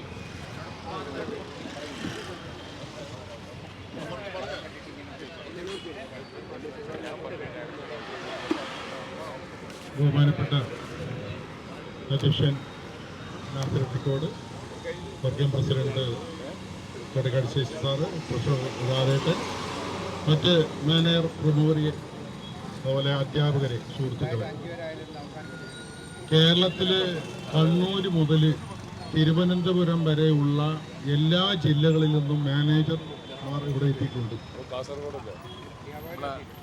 കാസർഗോഡ് എത്തിയിട്ടുണ്ട്. എന്തിനാണ് ഈ സമരം നടത്തുന്നത്? ഈ മാനേജർമാരാരാണ്? ഈ കേരള സംസ്ഥാനം രൂപം കൊള്ളുന്നതിന് എത്രയോ വർഷങ്ങൾ മുമ്പ്, 140-150 വർഷങ്ങൾക്ക് മുമ്പ് തുടങ്ങി വെച്ച വിദ്യാലയങ്ങളിലെ മാനേജർമാരാണ് ഇവിടെ നിൽക്കുന്നത്. 80-90 വയസ്സായ മാനേജർമാര് അംഗങ്ങളായിട്ടുള്ള KPSMA എന്ന സംഘടനയുടെ ആഭിമുഖ്യത്തിലാണ് ഇന്ന് സെക്രട്ടേറിയറ്റ് മാർച്ച് നടത്തുന്നത്. കേരളത്തിലെ കണ്ണായ സ്ഥലങ്ങളിലെല്ലാം തന്നെ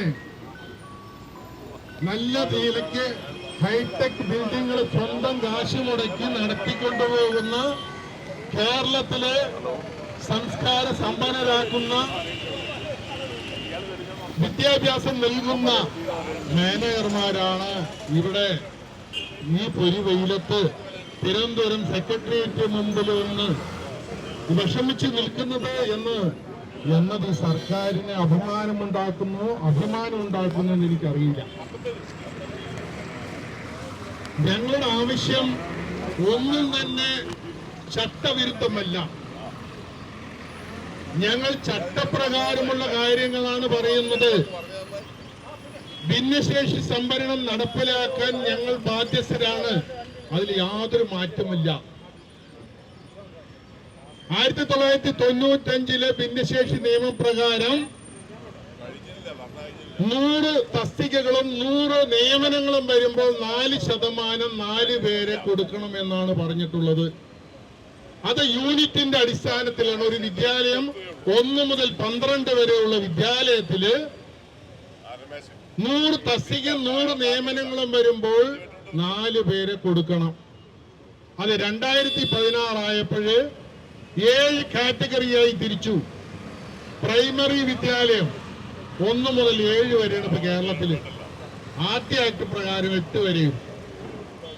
ഹൈസ്കൂൾ 9, 10 ആണ് മറ്റ് സംസ്ഥാനങ്ങളിലെങ്കിൽ ഇവിടെ 8, 9, 10 ആണ്. പിന്നെ ഹയർ സെക്കൻഡറിയിൽ junior, senior, vocational higher secondary junior, senior. അത് മാത്രമല്ല നോൺ ടീച്ചിങ്ങിലും 4% കൊടുക്കണം.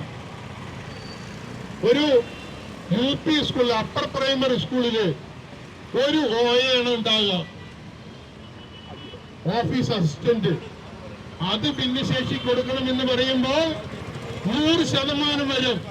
ഇവരെല്ലാം ഈ PSC എഴുതിയിട്ടും 10ാം ക്ലാസ് വരെയെങ്കിലും പഠിച്ചിട്ടുള്ളവരല്ലേ ഈ സെക്രട്ടേറിയറ്റ് അകത്തുള്ളത്. ഈ മന്ത്രിമാരാണെങ്കിലും നമുക്കറിയാലോ, നമ്മുടെ വിദ്യാഭ്യാസ മന്ത്രിയൊക്കെ പോസ്റ്റ് ഗ്രാജുവേഷൻ എടുത്ത വ്യക്തിയാണെന്നാണ് ഞാൻ മനസ്സിലാക്കുന്നത്. അത്തരം വിദ്യാസമ്പന്നരായ കഴിവും പ്രാപ്തിയുമുള്ള ആളുകളാണ് നമ്മളെ ഭരിക്കുന്നത്. പക്ഷേ 4%, 25-ൽ 4% പറഞ്ഞാൽ അത് 1 വരുള്ളൂ എന്നുള്ള കാര്യം പോലും അറിയാതെയാണോ അതോ വേണമെന്ന് വെച്ച് ഈ എയ്ഡഡ് സ്കൂളുകളിലെ വിദ്യാലയങ്ങളിലെ നിയമനങ്ങളെ ഇല്ലാതാക്കാനാണോ? അതാണ് ഞങ്ങളുടെ സംശയം.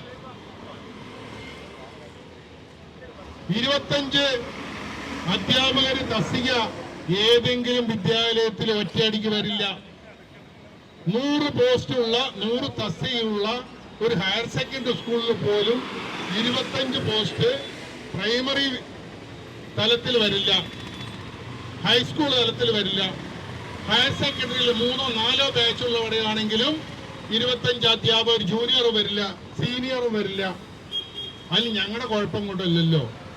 നിങ്ങൾ PSC പോലുള്ള കോർപ്പറേറ്റ് പോലുള്ള വിദ്യാലയങ്ങളിൽ 100 കണക്കിന് നിയമനങ്ങൾ വരുമ്പോൾ അവിടെ 4% കൊടുക്കേണ്ടത് അത്യാവശ്യമാണ്.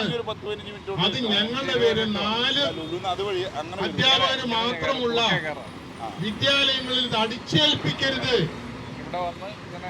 ഈ വിദ്യാലയങ്ങളെ നിർത്തിപ്പോകേണ്ട, അടച്ചുപൂട്ടേണ്ടി വരുന്ന ഒരു അവസ്ഥയിലേക്ക് ഞങ്ങളെ കൊണ്ടെത്തിക്കരുത്.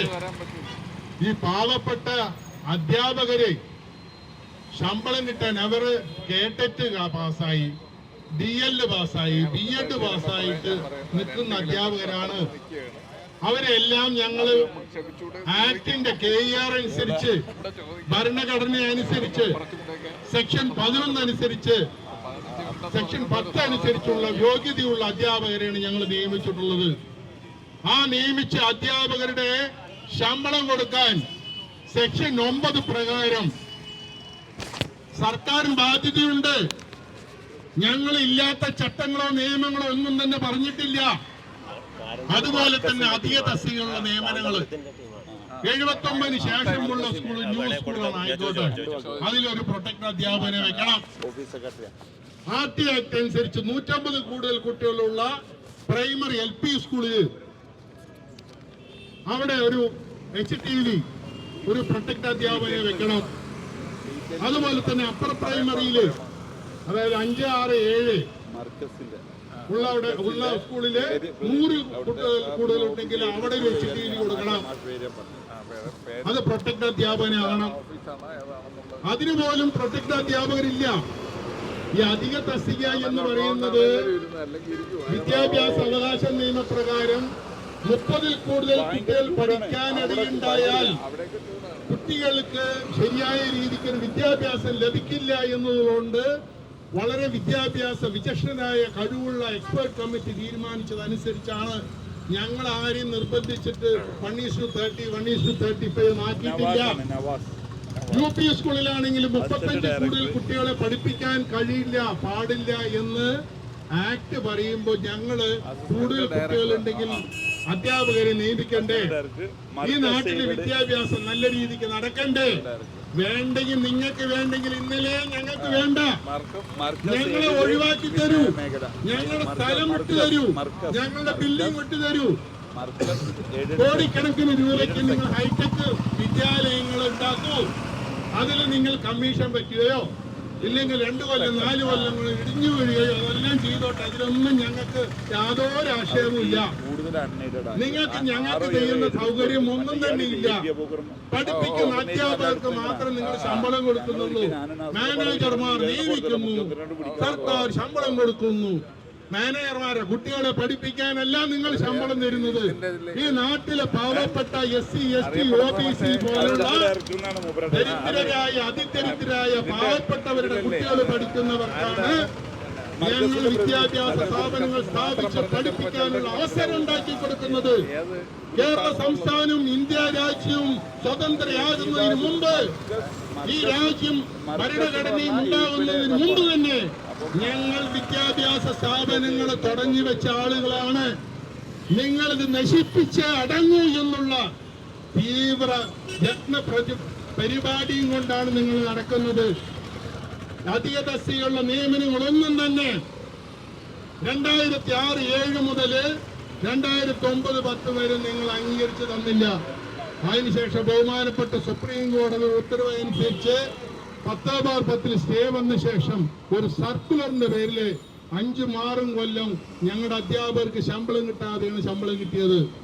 അതുപോലെ തന്നെ 2016, 17 കാലഘട്ടം തൊട്ട് 19, 20 വരെയുള്ള അധ്യാപകർക്ക് അധിക തസ്തികയുള്ള നിയമിച്ചു. ആ നിയമനങ്ങളിൽ നിങ്ങൾ ശമ്പളം തന്നില്ല. 5/5/21 2016 ജൂണിൽ നിയമിച്ച അധ്യാപകർക്ക് നോഷണലായി. നോഷണൽ എന്താ? ശമ്പളമില്ല. 5 കൊല്ലം 6 കൊല്ലം ശമ്പളമില്ലാതെ ഈ അധ്യാപകർ മുഴുവൻ പണിയെടുത്ത് ഇതുവരെയും ഇന്നേ തീയതി വരെയും അവർക്ക് ശമ്പളം കിട്ടിയിട്ടില്ല. ഇൻക്രിമെന്റ് കൊടുത്തു എന്ന് പറഞ്ഞിട്ട് നാണമില്ലേ സർക്കാർ? നിങ്ങളൊന്ന് ആലോചിച്ച് നോക്കൂ. 2016 മുതൽ 2026 വരെ 10 വർഷം നിങ്ങൾ ഭരിക്കുകയാണ്. ഈ നാട്ടിലെ വിദ്യാഭ്യാസ പുരോഗതിക്ക് നിങ്ങൾ എന്ത് ചെയ്തു? മസാല ബോണ്ട് വെച്ചിട്ടോ നിങ്ങൾ കുറെ ബിൽഡിംഗ് ഹൈടെക് വിദ്യാലയങ്ങള് വെറും 50-40 കുട്ടികളുള്ള 10-20 കുട്ടികളുള്ള വിദ്യാലയങ്ങളിൽ ഹൈടെക് വിദ്യാലയങ്ങളാക്കി. വിരലിലെണ്ണാവുന്ന കുറെ ഹൈസ്കൂളുകളും ഹയർ സെക്കൻഡറികളും നിങ്ങൾ പുരോഗമിപ്പിച്ച് നിങ്ങൾ നന്നാക്കി അല്ലേ? ഏതൊരു വിദ്യാലയങ്ങൾക്ക് നിങ്ങളുടെ സംഭാവന എന്താണ്? ഒന്നും തന്നെ ഇല്ല. അത് നമ്മൾ മനസ്സിലാക്കണം. നമ്മൾ പറയുമ്പോൾ നമ്മൾ സംസാരിക്കുമ്പോൾ സത്യവിരുദ്ധമായ കാര്യങ്ങൾ പറയരുത്. മാനേജർമാർ സത്യവിരുദ്ധമായ കാര്യങ്ങളൊന്നും പറഞ്ഞിട്ടില്ല, ചട്ടവിരുദ്ധമായ കാര്യങ്ങളൊന്നും പറഞ്ഞിട്ടില്ല. ഞങ്ങൾ ചട്ടങ്ങളനുസരിച്ചിട്ടാണ് കാര്യങ്ങൾ പറയുന്നത്. മെയിൻ്റനൻസ് ഗ്രാന്റ് ആണ് നിങ്ങൾ ആകെ കൂടി മാനേജർമാർക്ക് തരുന്നത്. 60 രൂപയാണ് നമുക്ക് പ്രൈമറി വിദ്യാലയങ്ങളിൽ കിട്ടുന്നത്. അതിനും ലിമിറ്റ് വെച്ചിട്ടുണ്ട്. 30,000 കൂടുതൽ തുക കൊടുക്കില്ല. 80 രൂപയാണ് ഹൈസ്കൂളിന് വേണ്ടിയിട്ട് ഒരു വർഷം ഒരു കുട്ടിക്കുള്ള മെയിൻ്റനൻസ് ഗ്രാന്റ്. 80 രൂപയിൽ 40,000 രൂപ കൂടുതൽ ലിമിറ്റ് എടുക്കാൻ പറ്റില്ല. അതിന് 100,000 സർട്ടിഫിക്കറ്റുകൾ വേണം. ലക്ഷക്കണക്കിന് രൂപയ്ക്ക് ഞങ്ങൾ ബിൽഡിംഗ് കെട്ടിയതൊന്നും തന്നെ കണക്കിൽ വെക്കാൻ കഴിയുന്നില്ല. ആകെ കിട്ടുന്ന 30,000 40,000-നും ഞങ്ങൾ എന്ത് കണക്കാൻ സർക്കാരെ തരേണ്ടത്? 1 ലിറ്റർ പെയിന്റ് വാങ്ങി അടിക്കാൻ എത്ര വേണം കാശ്? ഒരു LP സ്കൂളിന്റെ അവസ്ഥയാണെങ്കിലും ഒരു UP സ്കൂൾ ഹൈസ്കൂളാണെങ്കിലും ഇതൊന്നും മനസ്സിലാക്കാതെ സർക്കാർ പള്ളിക്കൂടങ്ങൾ നോക്കൂ, ഞങ്ങളുടെ കെട്ടിടങ്ങൾ നോക്കൂ. നിങ്ങൾക്ക് നീ 100 വർഷം ഈ രാജ്യം കേരളം ഭരിച്ചാലും ഞങ്ങൾ ഉണ്ടാക്കിയ പോലെ കെട്ടിടങ്ങൾ, സുസ്ഥിരമായ നല്ല കെട്ടിടങ്ങളും ഇതുപോലെ കുട്ടികളെയും വാർത്തെടുക്കാനും ഈ കേരളത്തില് ഇത്തരം വിദ്യാഭ്യാസപരമായി മുന്നോട്ട് നയിക്കാനും കഴിയില്ല എന്നുള്ളത് ഉറപ്പിച്ചുറപ്പിച്ചും പറയുകയാണ്. നമ്മൾ വിചാരിക്കുന്ന പോലെ അത്ര എളുപ്പം നടത്തിക്കൊണ്ടു പോകുന്ന സ്ഥാപനങ്ങളല്ല ഈ വിദ്യാഭ്യാസ സ്ഥാപനങ്ങള്. നിങ്ങൾ മനസ്സിലാക്കണം. നിങ്ങൾക്ക് താല്പര്യം അണയിടതോടാണ്, അനധികൃത സ്കൂളുകളോടാണ്. ഈ സർക്കാർ വന്ന് 10 വർഷമായില്ലേ?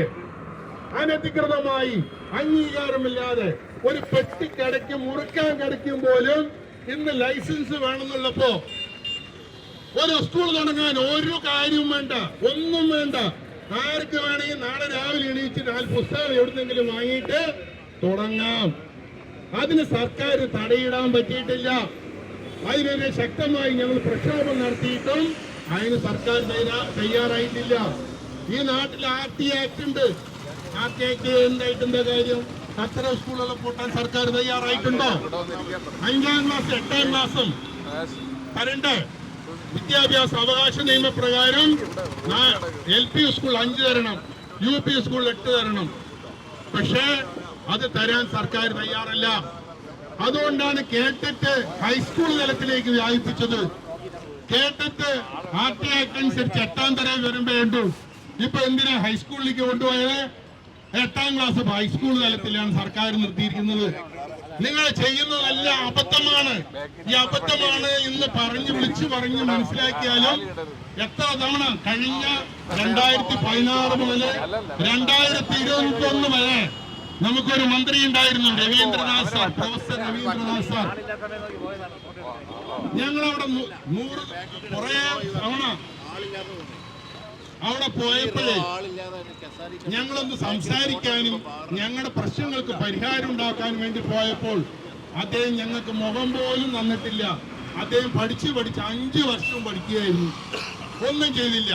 പക്ഷെ ബഹുമാനപ്പെട്ട വിദ്യാഭ്യാസ മന്ത്രി ശിവൻകുട്ടി സാറ് അതല്ല, എല്ലാം കേൾക്കും, നന്നായി കേൾക്കും. പക്ഷെ കേട്ടിട്ട് എന്താണ്? നേരെ ഞങ്ങള് ഒരു 4-5 തവണ ഉന്നതതല യോഗം വിളിച്ചു. ആ യോഗത്തിൽ പോലും ഭിന്നശേഷി സംവരണത്തെ കുറിച്ചിട്ട് നമ്മൾ നല്ല കാര്യങ്ങൾ, അതിന്റെ വിഷയങ്ങൾ, ചട്ടപ്രകാരമുള്ള കാര്യങ്ങളെല്ലാം പറഞ്ഞ് മനസ്സിലാക്കി 100 കണക്കിന് നിവേദനം കൊടുത്തു. ഈ നിവേദനങ്ങളെല്ലാം കൊടുത്ത് അവസാനം വന്ന് പറയുന്നത് NSSന് കിട്ടിയ പോലെ വിധി മറ്റ് സ്കൂളുകളിൽ ഉണ്ടായാൽ കൊടുക്കാം. സുപ്രീം കോടതി എന്ന് പറഞ്ഞ ഏറ്റവും അപ്പലറ്റ് കോടതിയാണ്, ഏറ്റവും ടോപ്പിലുള്ള കോടതിയാണ്. സുപ്രീം കോടതിയുടെ ഒരു വിധി ഉണ്ടായിട്ട് ആ സുപ്രീം കോടതി വിധി ഇന്ത്യ രാജ്യത്ത് മുഴുവനും നമുക്ക് പ്രാബല്യത്തിലുള്ളതല്ലേ? അപ്പൊ അതുപോലെ ഓരോ വിദ്യാലയത്തിനും വേണം. ഒരു സുപ്രീം കോടതിയിൽ ഒരു മാനേജർ പോകണമെങ്കിൽ 50 ലക്ഷം മുതൽ 1 കോടി രൂപ വരെ ചെലവാക്കി വേണം പോകാൻ. എന്നിട്ട് കേസ് നമുക്ക് അനുകൂലമാകണമെന്നൊന്നും പറയാൻ കഴിയില്ല.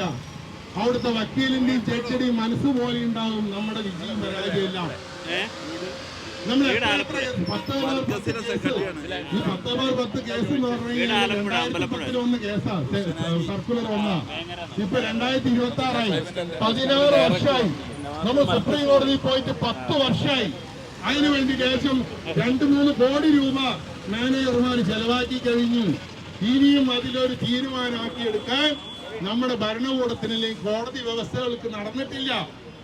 അതുപോലെ 5/22 നമുക്കറിയാലോ, പണ്ടൊക്കെ നമ്മുടെ എല്ലാം മാനുവലായിരുന്നു.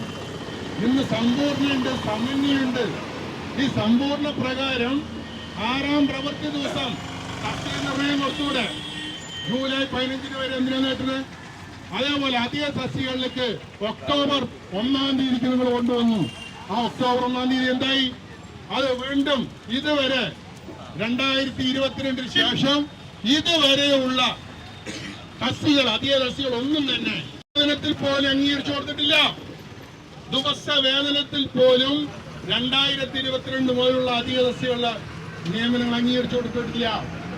അതുപോലെ തന്നെ ഭിന്നശേഷി സംവരണത്തില് 8/11/21 ശേഷമുള്ള നിയമനങ്ങളൊന്നും തന്നെ ശമ്പള വ്യവസ്ഥയിൽ അംഗീകരിച്ചു കൊടുത്തിട്ടില്ല. എല്ലാം തന്നെ ദിവസ വേതനത്തിലാണ് അംഗീകരിച്ചിട്ടുള്ളത്. ദിവസ വേതനത്തിൽ എന്ന് പറഞ്ഞു കഴിഞ്ഞാൽ 10,000 15,000 മാത്രം ദിവസ വേതനം കിട്ടുന്നൊരവസ്ഥ. പാവപ്പെട്ട മാനേജർമാർ, അധ്യാപകരുടെ ഒരവസ്ഥ ഗുരുതരമാണ്. ഇതെല്ലാം കണ്ടില്ലെന്ന് നടിച്ചാൽ ഞങ്ങൾ ഇതൊരു സൂചന മാത്രമാണ്. സ്കൂൾ അടച്ചിടുന്നത് തൊട്ടുള്ള എല്ലാ തരത്തിലുള്ള പ്രവർത്തനങ്ങളുമായിട്ട് ഞങ്ങൾ മുന്നോട്ട് പോകാൻ ഇടവരുത്തരുതേ എന്ന് അഭ്യർത്ഥിച്ചുകൊണ്ട് ബഹുമാനായ ശ്രീ രമേശ് ചെന്നിത്തല സാർ എത്തിയിട്ടുണ്ട്. അദ്ദേഹം സംസാരിക്കുന്നതായിരിക്കും. ഞാൻ നിർത്തുന്നില്ല.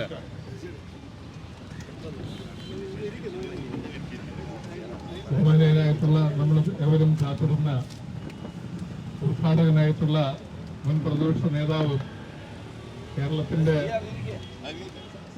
ഇന്നത്തെ രാഷ്ട്രീയം ആധികാരികമായിട്ട് കൈകാര്യം ചെയ്യുന്നതുമായിട്ടുള്ള ശ്രീമാൻ രമേശ് ചെന്നിത്തല അവിടെ എത്തിക്കഴിഞ്ഞിരിക്കുന്നു. നമ്മളെല്ലാവരും കാത്തിരുന്നതാണ്. കുറെ ആൾക്കാർ പിരിഞ്ഞു പോയെങ്കിലും എന്തായാലും അദ്ദേഹം വളരെ പ്രതീക്ഷയോടെ ഇരുന്ന ആൾക്കാരെ നിരാശപ്പെടുത്താതെ അദ്ദേഹം എത്തിക്കഴിഞ്ഞിരിക്കുകയാണ്.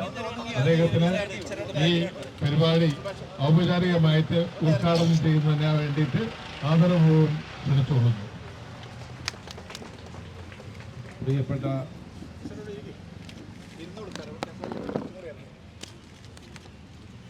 പ്രൈവറ്റ് സ്കൂൾ എയ്ഡഡ് മാനേജർ അസോസിയേഷന്റെ ഭാരവാഹികളെ, എൻ്റെ പ്രസിഡന്റ് നസീർ എഡരിക്കോട്, ടി.ഒ. ഭാസ്കർ, എസ്. രാധാകൃഷ്ണൻ, ശ്രീ അനിയൻ, പ്രിയപ്പെട്ട സഹപ്രവർത്തകർ, മാനേജർമാർ ഇത്രയും നേരം ഇവിടെ ഇരിക്കുമെന്ന് ഞാൻ പ്രതീക്ഷിച്ചതല്ല.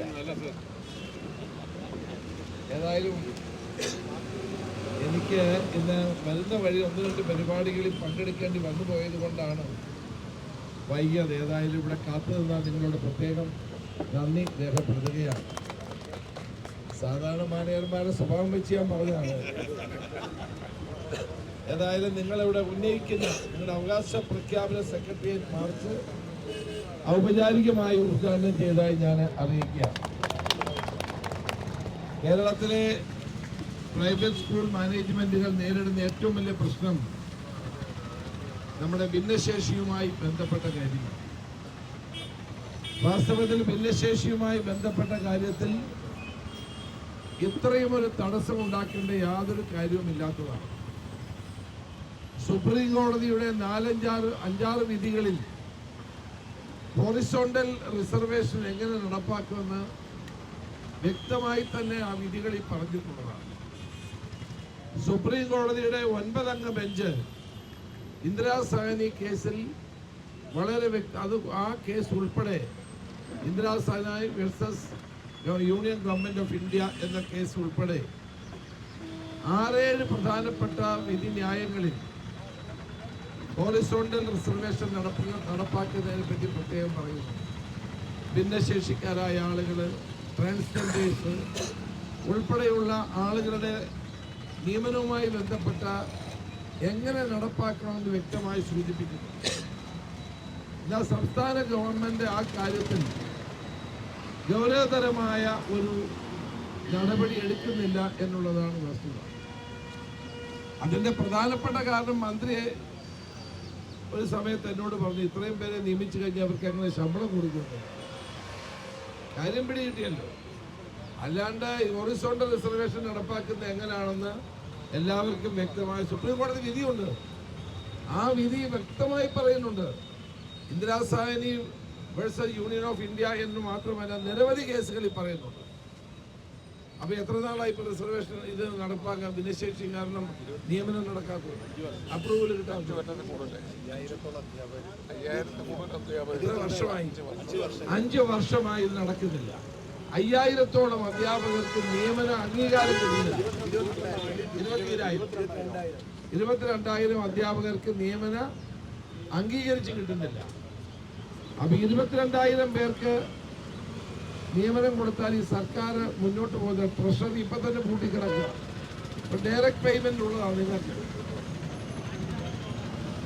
അപ്പൊ അതുകൊണ്ട് ഒരു സുപ്രീം കോടതിയുടെ വിധി എന്ന് പറഞ്ഞുകൊണ്ട് കടുപ്പിക്കുകയാണ്.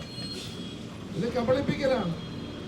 സർക്കാരിന്റെ ഖജനാവിൽ ഒരു പൈസയും ഇല്ലാത്തത് കൊണ്ട് ഈ അപ്രൂവൽ കൊടുത്തു കഴിഞ്ഞാൽ പിറ്റേ ദിവസം ഒരു ശമ്പളം കൊടുക്കണമല്ലോ.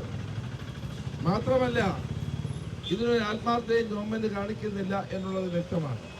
ഞാൻ നിങ്ങൾക്ക് ഒരു ഉറപ്പ് നൽകുന്നു, UDF ഗവൺമെന്റ് വന്നാൽ സുപ്രീം കോടതിയുടെ വിധിയുടെ അടിസ്ഥാനത്തിൽ ഭിന്നശേഷി പ്രശ്നം ഞങ്ങൾ പരിഹരിക്കും. ഇത് പരിഹരിക്കാൻ ഞാൻ പഠിച്ചിട്ടാണ് ഇങ്ങോട്ട് പറഞ്ഞത്, പരിഹരിക്കാൻ ഒരു പ്രശ്നവുമില്ല. 20 പേരുടെ നിയമനം ഉണ്ടെങ്കിൽ 4 പേരുടെ നിയമനമാണ് ഭിന്നശേഷിക്ക് കൊടുക്കേണ്ടത്. അതെങ്ങനെയാണ് ഹോറിസോണ്ടലായി കൊടുക്കണമെന്ന് വ്യക്തമായി തന്നെ ഇന്ദിരാ സാഹ്നി കേസിൽ വ്യക്തമായി പറയുന്നത്. സുപ്രീം കോടതി വിധിയുടെ അടിസ്ഥാനത ചെയ്യാൻ ഒരു പാടുമില്ലാത്തതാണ്. അപ്പൊ ബോധപൂർവമായി 104 അപ്പം വ്യക്തമായി തന്നെ ഇത് വളരെ ബോധപൂർവമായി ഇത് നടപ്പാക്കാതിരിക്കുകയാണ്. ഗവൺമെന്റ് മന്ത്രി കഴിഞ്ഞ ദിവസം അസംബ്ലി പറഞ്ഞ് നടപ്പാക്കുമെന്ന്. പക്ഷെ നടപ്പാക്കുന്നതിനെ പറ്റി യാതൊരു നടപടിയും ഇതുവരെ സ്വീകരിച്ചിട്ടില്ല. അപ്പം നിങ്ങൾ കേരള ഈ private school aided manager association നടത്തുന്ന ഈ സമരം വളരെ ന്യായമാണ്. വാസ്തവത്തിൽ ഇപ്പോൾ സ്കൂളുകൾ നടത്തിക്കൊണ്ടു പോകാൻ കഴിയാത്ത അവസ്ഥയിലാണ്, അല്ലേ?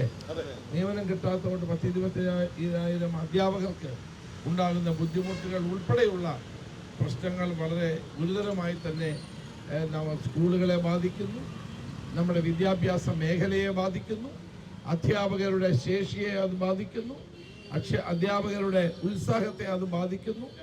പണിയെടുക്കാൻ ശമ്പളം കിട്ടാതെ ബുദ്ധിമുട്ടുന്ന അധ്യാപകരുടെ പ്രശ്നങ്ങൾ ഇതെല്ലാം കണക്കിലെടുത്തുകൊണ്ട് അത് ബാധിക്കുന്നത് വിദ്യാഭ്യാസ മേഖലയാണ്. അതുകൊണ്ട് നിങ്ങൾ നടത്തുന്ന പോരാട്ടങ്ങൾ ന്യായമാണ്. ഇത് പരിഹരിക്കാൻ ഒരു പ്രയാസവുമില്ലാത്തതാണ്. സുപ്രീം കോടതിയുടെ വിധി വളരെ വ്യക്തമായി സൂചിപ്പിച്ച സാഹചര്യത്തിൽ അത് നടപ്പാക്കാനുള്ള ഇച്ഛാശക്തി ഗവൺമെന്റ് കാണിക്കുക എന്നുള്ളതാണ് ഏറ്റവും പ്രധാനപ്പെട്ടത്. ഏതായാലും ഇങ്ങനൊരു സമരത്തിന്റെ പാതയിലേക്ക് കടന്നു വന്ന നിങ്ങളെ പ്രത്യേകം അഭിനന്ദിച്ചുകൊണ്ട് KPSMAക്ക് എല്ലാവിധ അഭിവാദ്യങ്ങളും നേർന്നുകൊണ്ട് ഞാൻ എൻ്റെ വാക്ക് നിർത്തുന്നു. നമസ്കാരം.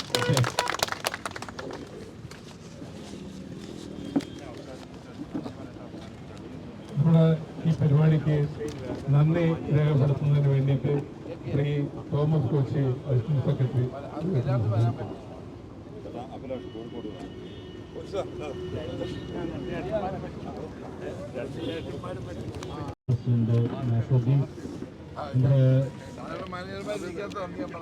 ഉദ്ഘാടനം ചെയ്ത ആരാധ്യനായ മുൻ പ്രതിപക്ഷ നേതാവ്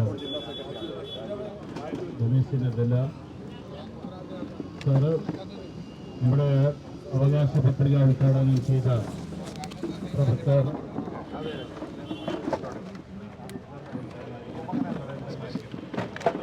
അഭിനവ് സിംഗ് തങ്ങൾ അവർ,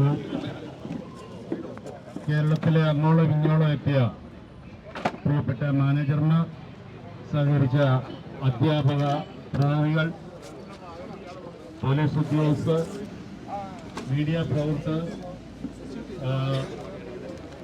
ഇതിന് എല്ലാവിധമായ സപ്പോർട്ടും തന്നെ ഞങ്ങളോട് സഹകരിച്ച എല്ലാ വ്യക്തികളോടും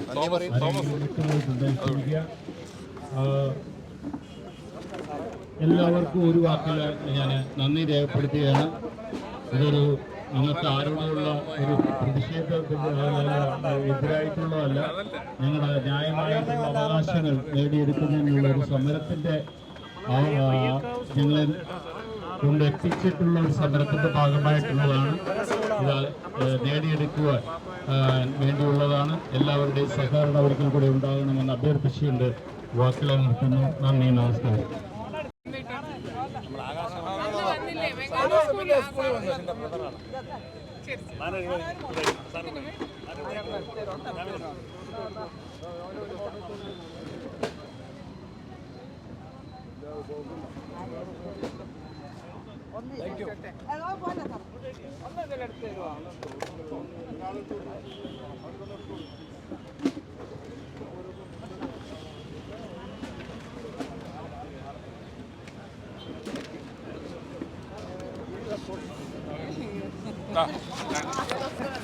ഞാൻ കൊണ്ടുപോകണ്ട.